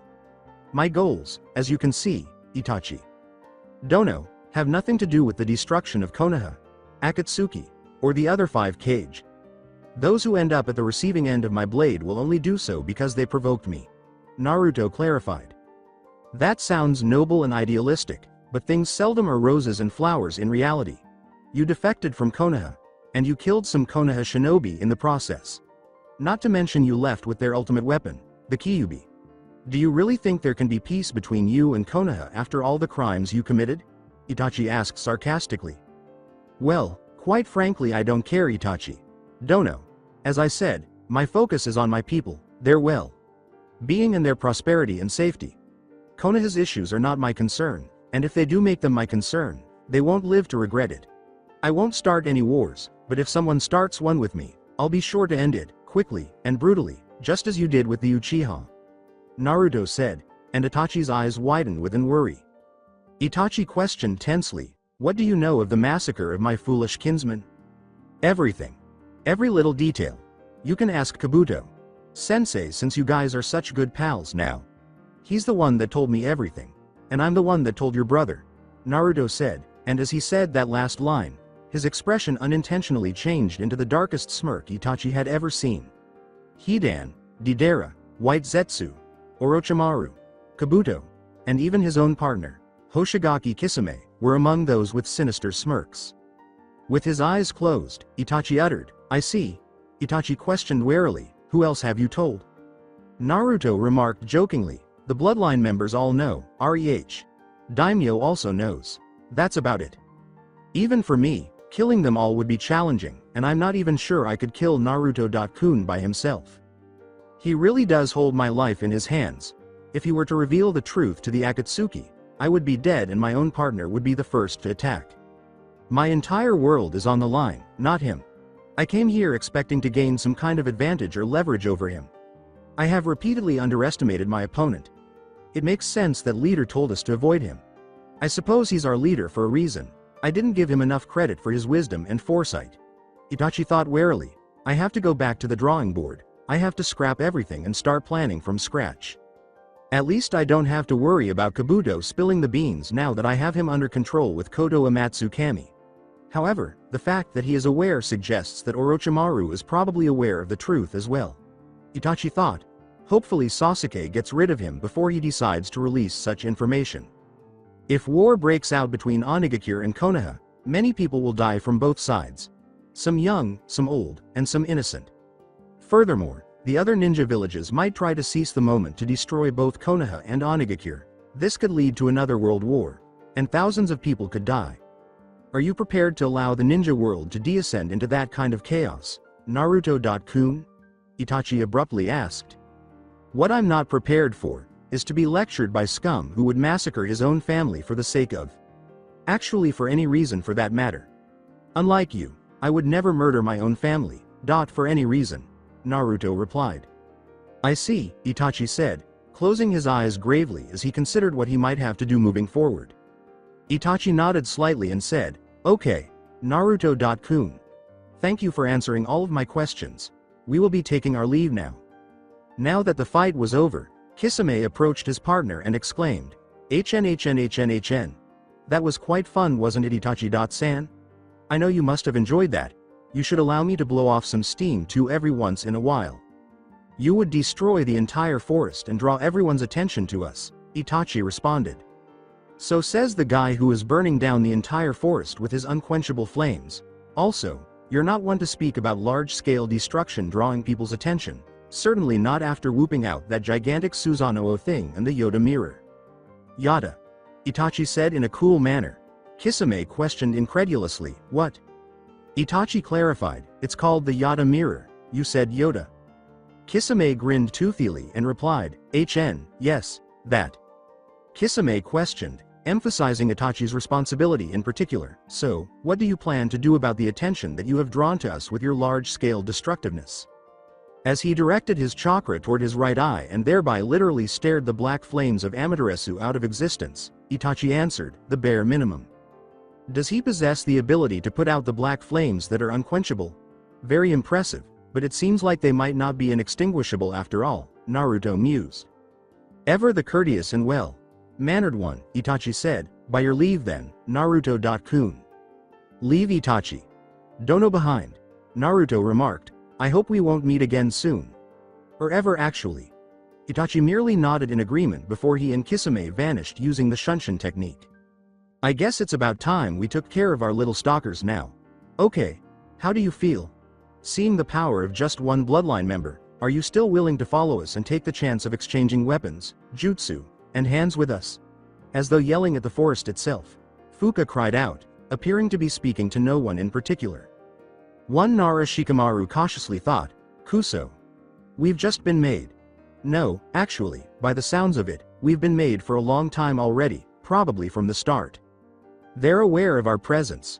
What should we do now, Shikamaru? With trepidation, Choji murmured, and Shikamaru asked Ino a questioning glance, seemingly wanting to know if she was still willing to proceed. They're ours to take. Let me handle the opening act. With a harsh whisper, Ino took out 5 ninja scrolls from her pouch and spread them out in front of her. She then cut her right thumb and smeared blood on them. What on earth are you going to do with corpses, Ino? Because each scroll had the kanji for human on it. Sakura assumed that Ino was going to unseal human corpses. Since they were both medics, she probably assumed this because medics would normally seal away people who died on duty so that their bodies could be carried back to the village. Sakura asked incredulously. There isn't time for an explanation. Simply observe. This is my ultimate forbidden jutsu, which I developed with the intention of defeating the demon Uzumaki Naruto. To the surprise of her allies, seal release. Kai. Ino spat angrily and called forth 5 different shinobi, each donning the colors and hite aid of the 5 cage nations. Iwa. Kumo, Suna, Kiri, and Konoha. Ino. What does this signify? Who are these individuals? Sakura questioned with disbelief. The most horrible crimes were committed by all of these criminals. As you are aware, I have been employed by the Torture and Interrogation Division since my father's passing. Some of those felons were going to be executed, and some of them were very talented. I thought that to simply discard them in that way was an utter waste of talent. I therefore erased all memory of them using my bloodline limit and reprogrammed them to be my faithful and obedient subjects. They'll comply with all my requests, Ino answered. Ino. This is incredibly immoral. How on earth could you? Calm down. Salutations. That's not what I want to hear from a ninja. Our line of work has absolutely nothing to do with ethics. Furthermore, it's simpler for you to say, I'm just not cut out for it. You're a combat type. So this is how I fight, Ino shot back, unyielding. Sakura continued, that doesn't justify what you're, but was interrupted by the lovely voice from the red-haired woman that they had heard earlier. We're getting impatient.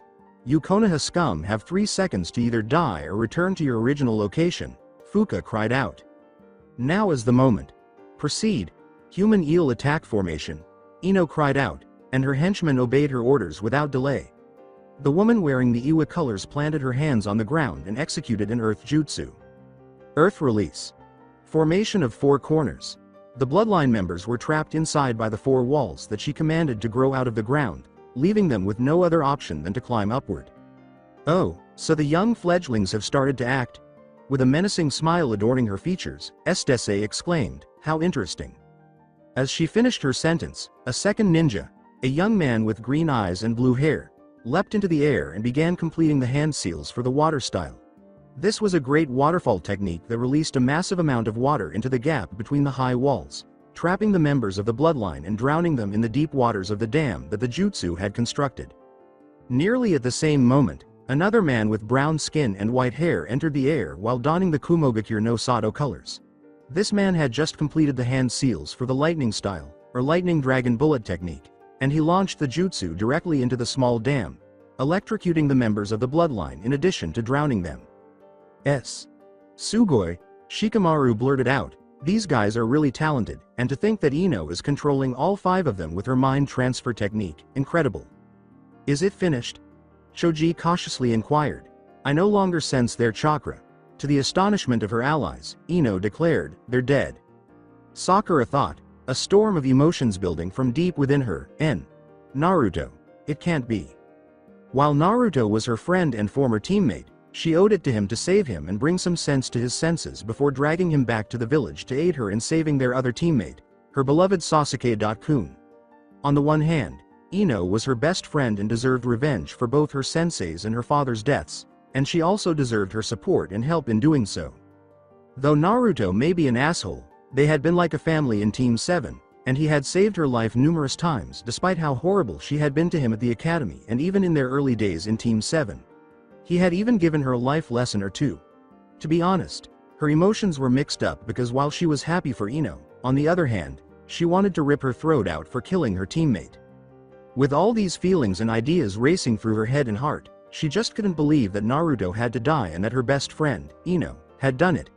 It didn't make sense. How could things have gotten so bad? How could things have changed so completely?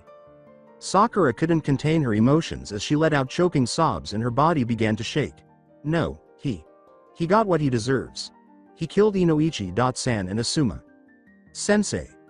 If someone had killed one of my parents in Kakashi Sensei, I would probably have done the same thing Ino did. Sakura, even though Inoichi was your father and Asuma was your sensei, you are still my best friend. I know he was your friend. I completed the task at hand, Ino remarked solemnly. Avoid getting ahead of yourself. Since we were young, Naruto has always been a trickster. In fact, Kurenai Sensei even mentioned this in his profile. We have to remain vigilant until the kill has been verified. Dissolve your jutsu, Ino. In order to witness the aftermath of their attack, Shikamaru gave the earth style Kunoichi a mental command to dissolve her jutsu. The girl did this by placing her hands on the ground and channeling chakra into it, which caused the formation's 4 corners to shrink back into the ground and the electrically charged water inside to sink into a hole she had previously made in the ground. The members of the Bloodline appeared to be in perfect health, to everyone's surprise. A transparent barrier made of chakra chains that came from Fuka shielded them from the electrically charged waters. Nevertheless, Ino's surprise quickly turned to anger, while Sakura's turned to relief. She couldn't quite explain why she was relieved that her former comrade, a classified criminal who had killed her best friend's father, was still alive. Before any of them could say anything, though, the Bloodline launched a counter-offensive. Ice Release saw demonic crystal ice mirrors appear all around Ino's human puppets. And Naruto's sage art, Truth, seeking Rasengans, shoot out of the mirrors at unfathomable speeds, and all of this happened too quickly for any of Ino's elite Jonin puppets to react in time, as all of them had their heads shot out of their necks by the Rasengans that attached to the sides of their faces, and blood spurted from the necks of every human puppet, transforming the battlefield into a scene from a horror film. N.No. It's not possible. My ultimate ninjutsu was that, to kill him. I worked on this jutsu for years. With those 5, I've dispatched squads of enemies level Jonin and Shunin. How could they pass away so quickly? As she witnessed her 3.5 years of diligent labor coming to nothing in an instant, Ino cried out inconsolably. Ino-chan, don't be too hard on yourself. You succeeded in uniting 3 Bloodline members to overcome your jutsu. That's quite an accomplishment, as Bloodline members typically fight as individuals and hardly ever use combination techniques. Naruto remarked in a tone that was both consoling and reassuring. Fuck you. Ino yelled indignantly. Put some thought into the game, Ino. That's all. Your human puppets were taken aback. We can still fight because we are still alive. You're not a combat type, but if you use your mind transfer technique at the right moment, your sensory abilities will be extremely useful in this fight. Hold on to your moment. It will come eventually. Shikamaru uttered harsh words. You're correct. I say, I apologize for losing my temper. It will not occur once more. With resolve beaming in her eyes, Ino slapped both of her cheeks at once with her hands as she pumped herself back up. If I'm going to trap their shadows, or if we're going to mount any kind of attack, for that matter, we're going to need them to drop that barrier, Shikamaru reasoned coldly. Sakura, Choji, take down that wall. Use your super strength. Shikamaru trailed off, startled to see Fuka instantly remove the barrier by herself.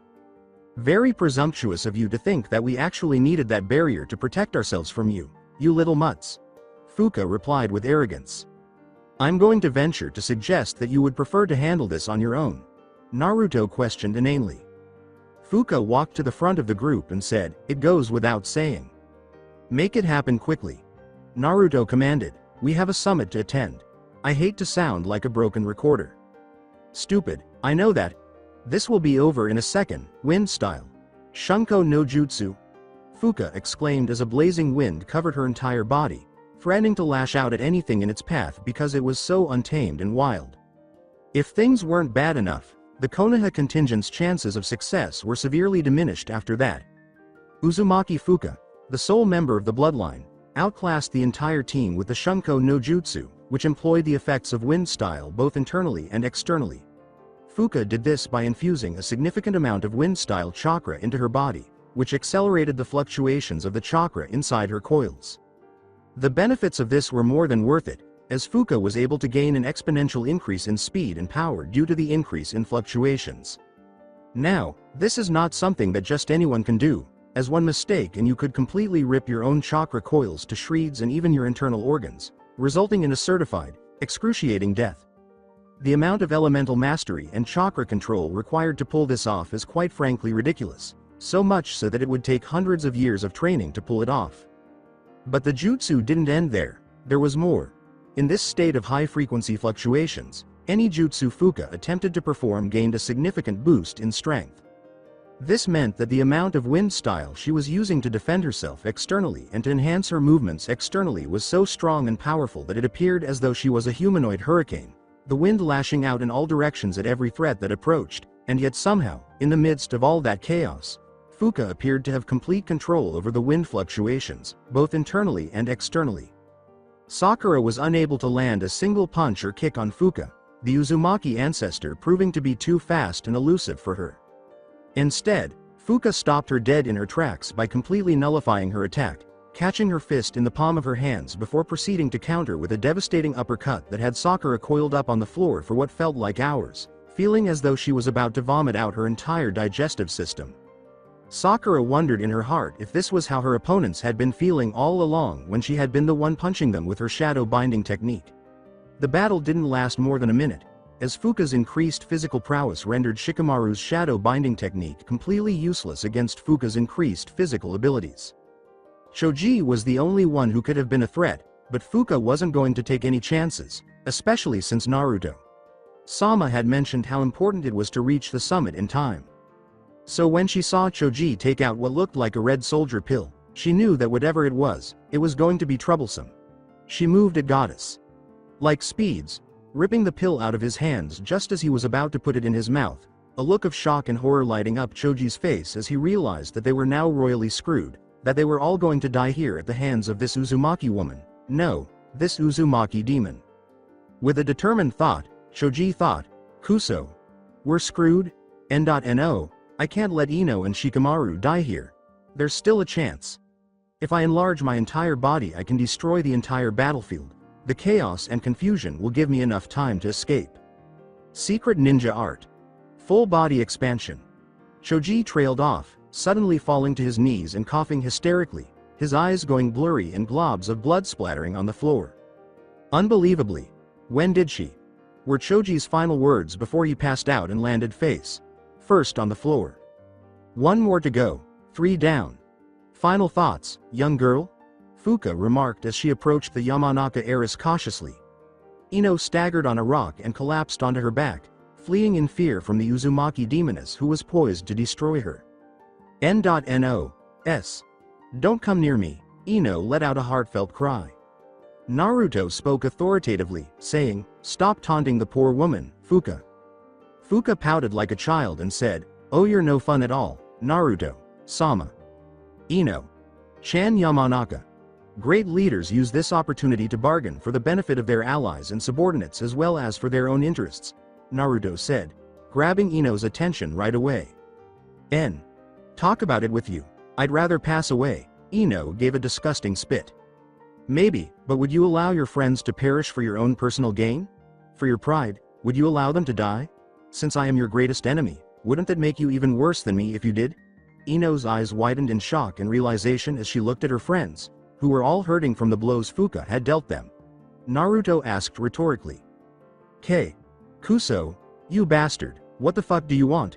With frustration, Ino cried out. Not in a big way. Your late sensei's girlfriend, Yuhi Kurenai Chan, is part of the 4-man Konoha team that is closing in on our location. If you use your undoubtedly strong senses, you'll notice this. It's highly likely that they have come to support or save you, but even with their assistance, you still have no chance of beating us. The deal is that you tell them to stand down and to back off when they arrive, declaring that you no longer harbor any thoughts of retaliation against me and, thus, the bloodline. I'll let you and your friends live if you accomplish that. I'll let you coexist with them, Naruto said, as Ino looked at the fair-haired Uzumaki with doubt and bewilderment. If Naruto saw, he did a good job of hiding it as he continued. But, Ino-chan, there will be carnage if you and your friends, or anyone connected to you, attack me or any of my allies ever again. You make the decision, Ino-chan. Will you cherish the loved ones you still have and live life to the fullest, or will you continue to seek retribution against me at the risk of losing even more? Make a decision right now. With haste, Naruto fashioned a Rasengan in his hand and spoke, denying Ino any opportunity to consider the advantages and disadvantages of his proposal. Okay, all right, I'll follow your instructions, I will not seek retribution. I'll swallow my ego, please, just please, keep them alive, Ino let out a cry. As he interpreted his Rasengan, Naruto said, Good. Never forget this, Ino. Retell it. When you walk in the dark and can't see what's in front of you, that's what you fear, me. I am the nightmare that causes you to wake up trembling like a leaf and drenched in perspiration all over your body. I am the embodiment of fear, my rage causes unspeakable agony, and my judgment is gruesome, efficient, and vicious. After finishing his monologue, Naruto declared, Attack me or my loved ones again, and I will wipe out the entire Yamanaka clan and everyone associated to you. The blonde Uzumaki vanished into the mirror as he finished speaking. A demonic ice crystal mirror formed behind him and all the members of the bloodline. Tell Kurenai that I said hello on behalf of myself, Ino-chan. Tell her that, Ino thought. Naruto's voice echoed from the mirror and throughout the battlefield just before the mirrors vanished into pools of water. The words were the exact opposite of romantic, at least not in Ino's eyes, but maybe anything he said to her would sound ominous given how much she detested and feared him. The poor young woman continued to shake like a leaf where she was sitting, and she would stay there until someone came to pick her up. Saying that Onoki was angry would be an enormous understatement, much like saying that Iwa and Konoha did not get along. He was in disbelief that the Akatsuki had actually declined to kill the Uzumaki brat, who also happened to be the cause of his excruciating back pain from having to travel such a great distance and then endure yet another back-breaking seed of waiting for this fool Uzumaki to show up. Anyhow, what was the deal with Akatsuki? Were they not a mercenary group with AS rating? Didn't that imply that the deal would proceed as long as you gave them the appropriate amount? They had a blank check. How could they refuse? Not even a phone number was displayed. What was meant by that? Were they afraid of the brat Uzumaki? Why? Why would a group of purported cage-level ninja be afraid of a simple brat? Were they conspiring with the brat Uzumaki? Did they have an agreement in place of some sort? Did he give them a higher payment than Onoki proposed? No, that's not possible. Since Onoki had essentially given the Akatsuki a blank check and asked them to put up any amount they desired, he was unable to give them more money. What follows then? A bargain, or a collaboration of some sort. The fact that Onoki lacked any intelligence at all regarding this Uzumaki Naruto made things worse. He didn't even know his own appearance. If he had, he might have given the order to have his own men carry out the assassination, or even better, carried it out himself. All he could hope was that the brat was only running late because someone else among the cages had decided to deal with this Uzumaki Naruto on his own. And speaking of which, was fish paste really even a name? Was that the name he was given at birth, or was he just making fun of them as he was when he called this ridiculous summit in the first place? I mean, fish paste? Could he not have come up with a more fitting alias? Even better, couldn't he have just gone by his true name? Onoki was going to get his way, so whatever. He was actually relieved that the Uzumaki brat had defied convention and brought a 4-man cell to the summit because it meant he could now bring his entire squad of elite fighters. Not exactly a complete set, but close enough. The Sandaime Tsuchikage was certain that he and his daughter, along with the 2 jinchuriki he brought with him, would be able to destroy the last of the Uzumaki with ease.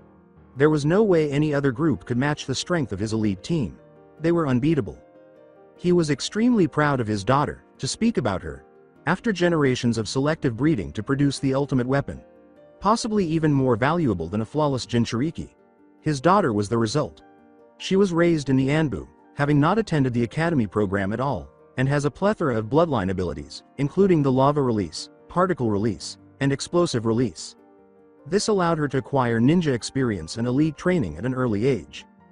There was him, of course, and his 2 jinchuriki, Roshi and Han, were both very powerful and wise in their own right. He was sure that the 4 of them would destroy the Uzumaki. Even so, Konoha had long been allies with the Uzumaki. In fact, Konoha even wears the Uzumaki clan symbol as their village insignia. We need to exercise extreme caution in our plans. We cannot allow Konoha to meddle in our affairs. Onoki pondered while assessing the Konoha group, which included the fabled copy ninja Hitaki Kakashi and 2 of the fabled Sanin, Tsunade and Jiraiya. Since Onoki was somewhat familiar with Might Guy, Konoha's foremost taijutsu expert, he was also aware of the abilities of their other member. Maybe I could try working with Unruly Eye. Onoki considered his options carefully. If I can have him and his team keep an eye and possibly hold off Konoha, the assassination can perhaps proceed without any hiccups.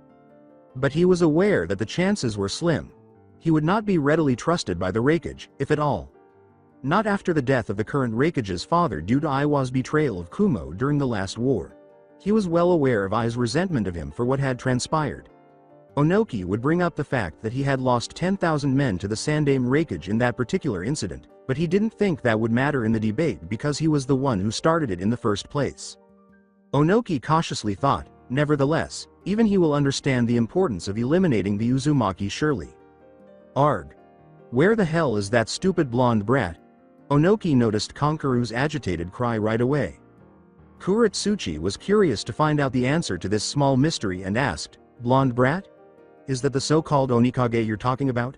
He has blonde hair? I thought all Uzumaki were supposed to have red hair? Onoki's daughter beat him to the punch.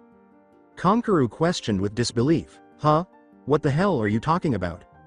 Uzumaki Naruto has bright spiky blonde hair and blue eyes. His hair isn't even remotely close to resembling the color of red. Why would you think he had red hair?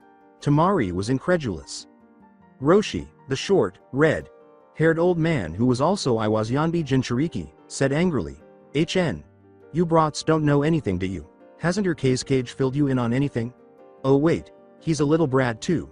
I guess that would explain why you don't know anything. It's true that he is young, but nevertheless that is no way to talk to the cage of another nation. You're out of line, Roshi, Bucky said in a stern voice.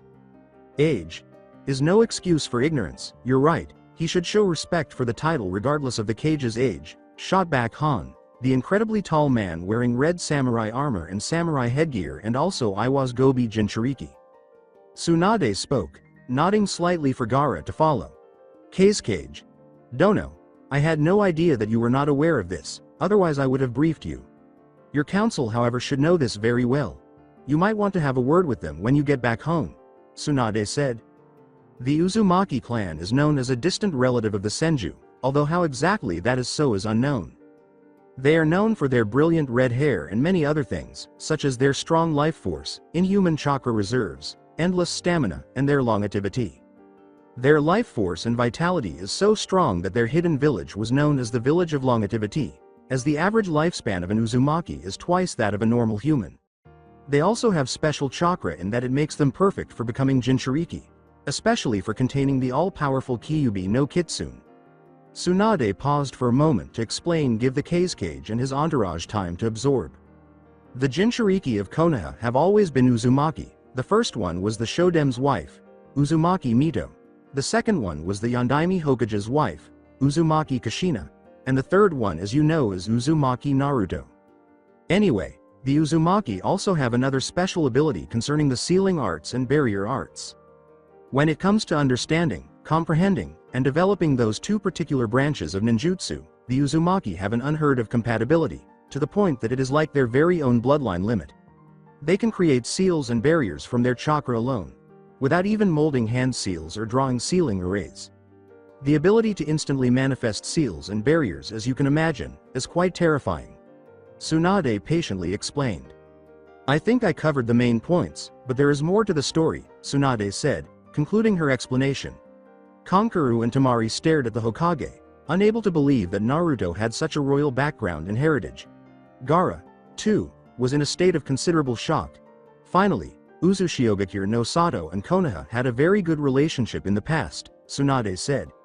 In fact, the Uzumaki were so important to Konoha that our very own symbol that you see on our Hite 8. But Tsunade's explanation did not only draw their attention. The Mizukage had also been listening intently, curious to learn more about his archenemy, the man who had defeated his father, who had a perfect record. It goes without saying that he was shocked to learn all of that about his opponent because, although he was a Jinchuriki, he hadn't demonstrated any of those skills in his battle with the Yondaime Mizukage, and he hadn't anticipated the opponent to have such a rich past in addition to such strong ties to Konoha. Karashi Kagura, the Godem Mizukage, asked suspiciously, drawing attention from the Raikage and the Tsuchikage. You said that the Yondaime Hokage's wife was an Uzumaki in the previous Kyuubi Jinchuriki before Naruto became the Jinchuriki. It was also said that Naruto has spiky blonde hair and blue eyes, just like the Yondaime Hokage. This could only mean that not only does Naruto originates from Konoha, but also that the yellow flash of Konoha was his father, am I right? Kankuro exclaimed, more out of shock than disbelief. No way. That stupid brat is the Yondaime's heir. How? He was beginning to suspect that the story was too plausible to be false. The Yondaime Hokage was indeed a powerful shinobi, arguably the best Konoha ever produced. His genetic code apparently was strong enough to override a strong bloodline trait like that of the Uzumaki's red hair. Tsunade clarified. If all of that is true, it means one of two things. Either you are collaborating with this new Uzushiogakure, or Naruto deserted Konoha and you failed to list him in the bingo books as required. Which is it, Hokage? Onoki was furious. Naruto deserted the village, killing a multitude of our shinobi force in the process with the aid of two of his comrades, and almost killing me and my entourage here as well. So no, we are not collaborating with him. He is an enemy of Konoha. We didn't list him in the bingo books because of the situation with the Kyuubi, obviously. We couldn't afford to have any of you hunt him down before we could retrieve the Kyuubi. Even though you would never admit it, I'm sure all of you would do the same under similar circumstances. Tsunade clarified. My father is dead because of you. He would not have been defeated by Naruto if you had done what you were supposed to do and released information about him in the bingo books. Kagura screamed. Gaara exclaimed in shock and disbelief. Naruto is the one who killed the Yondaime Mizukage?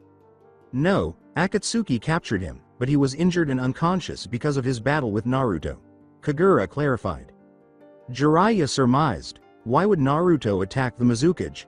He was there to aid the Bloodline faction. Fortunately, father had already slaughtered the whole lot of them, only their leader Terumi Mei survived.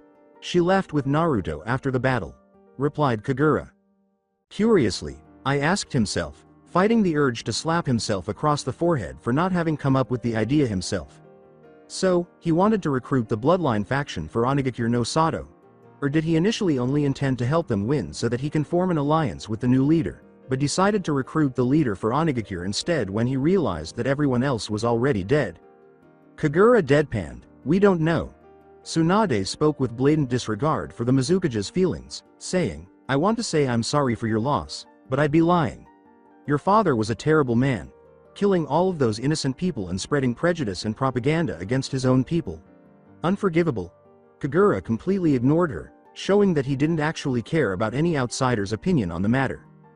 Thank you, Hokage Dono, for providing some insight into the background of Uzumaki Naruto. It seems that he did not show up for a summit that he called for. Nevertheless, we will vote on this and issue a final decision so that he cannot call us to a summit again at a later stage for the exact same reasons. Mifune, the head of Iron Country, the land of the samurai, trailed off as Ni Yugito, the voluptuous, blonde-haired kunoichi who was a member of the Raikage's group, as well as the jinchuriki of the two-tailed beast, interrupted him. Yugito suddenly cried out, 4 people with extremely powerful chakra signatures approaching fast. Along with fellow jinchuriki killer B of the 8 Tails, Darui of the Storm Release, and the Raikage himself, she was a member of the elite bodyguard and tag team squad of the Raikage. They were left behind because Dodai was taking on the role of Raikage in Ai's absence, with C serving as both his bodyguard and tag team partner. There was total stillness in the meeting hall, the tension reaching a breaking point as all bodyguards assumed defensive stances and the leaders uncontrollably tensed their muscles in anticipation. The Uzumaki group moved at breakneck speed to take their positions. With a small bow of his head, Naruto broke the silence that had taken hold of the summit by the scruff of the neck. Good morning, everyone. Please forgive us for our tardiness. We ran into Akatsuki on our way here, following which we ran into some Konoha shinobi who further delayed us. It was not our intention to make you wait, but nevertheless, we apologize. He was dressed in his usual attire, which was Orange Hokage Naruto's attire prior to his defection. However, like the other Bloodline members he was traveling with, he was also wearing the Bloodline cloak over his attire. In addition, he had on a cage hat that completely obscured most of his face and had demonic insignia that suspiciously resembled a demon fox. Did you just say Konoha shinobi delayed you? Who was it? Why the Danzo? On the contrary, Tsunade. Dono, it was your apprentice, Haruno Sakura, who confronted us, along with Team 10. The lovely Genjutsu mistress of Konoha also made a belated appearance, leading a root squad of all things. Do not worry though, we did not kill them, we merely taught them a little lesson. Naruto replied with a dark grin. I wasn't pleased that Naruto-sama wouldn't let me kill those Konoha, but after hearing this exchange between him and Tsunade, I can now see why. The message is clear. You owe us because we saved your apprentice and 3 of your clan heirs from certain death. Furthermore, it is a serious crime to attack a person from a different village while they are traveling to a summit. Tsunade does not want this to happen. To save herself and her village at this point, she must grant Naruto-sama's request to become a Kage. You are a real genius, Naruto-sama. Although she was impressed by her leader's political subtlety and strategic skill, Fuka thought modestly, I was looking at a checkers board, but you were playing shogi all along. Kuso. Those people.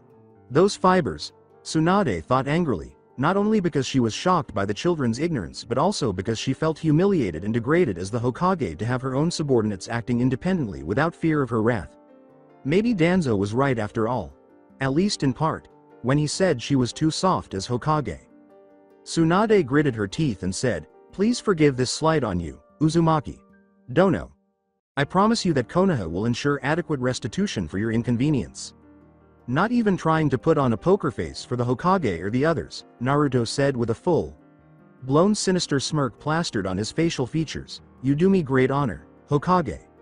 Dono. I expect nothing less from the great and noble village of Konoha and its prestigious and accomplished Hokage." Stupid, conceited, dirty, betraying, cunning brat. Tsunade cursed herself madly inside. Then, this ought to be interesting, Estese thought slyly, echoing the sentiments of her fellow bloodline sisters. That's it for today. I hope you guys enjoyed this great story. See you in the next one.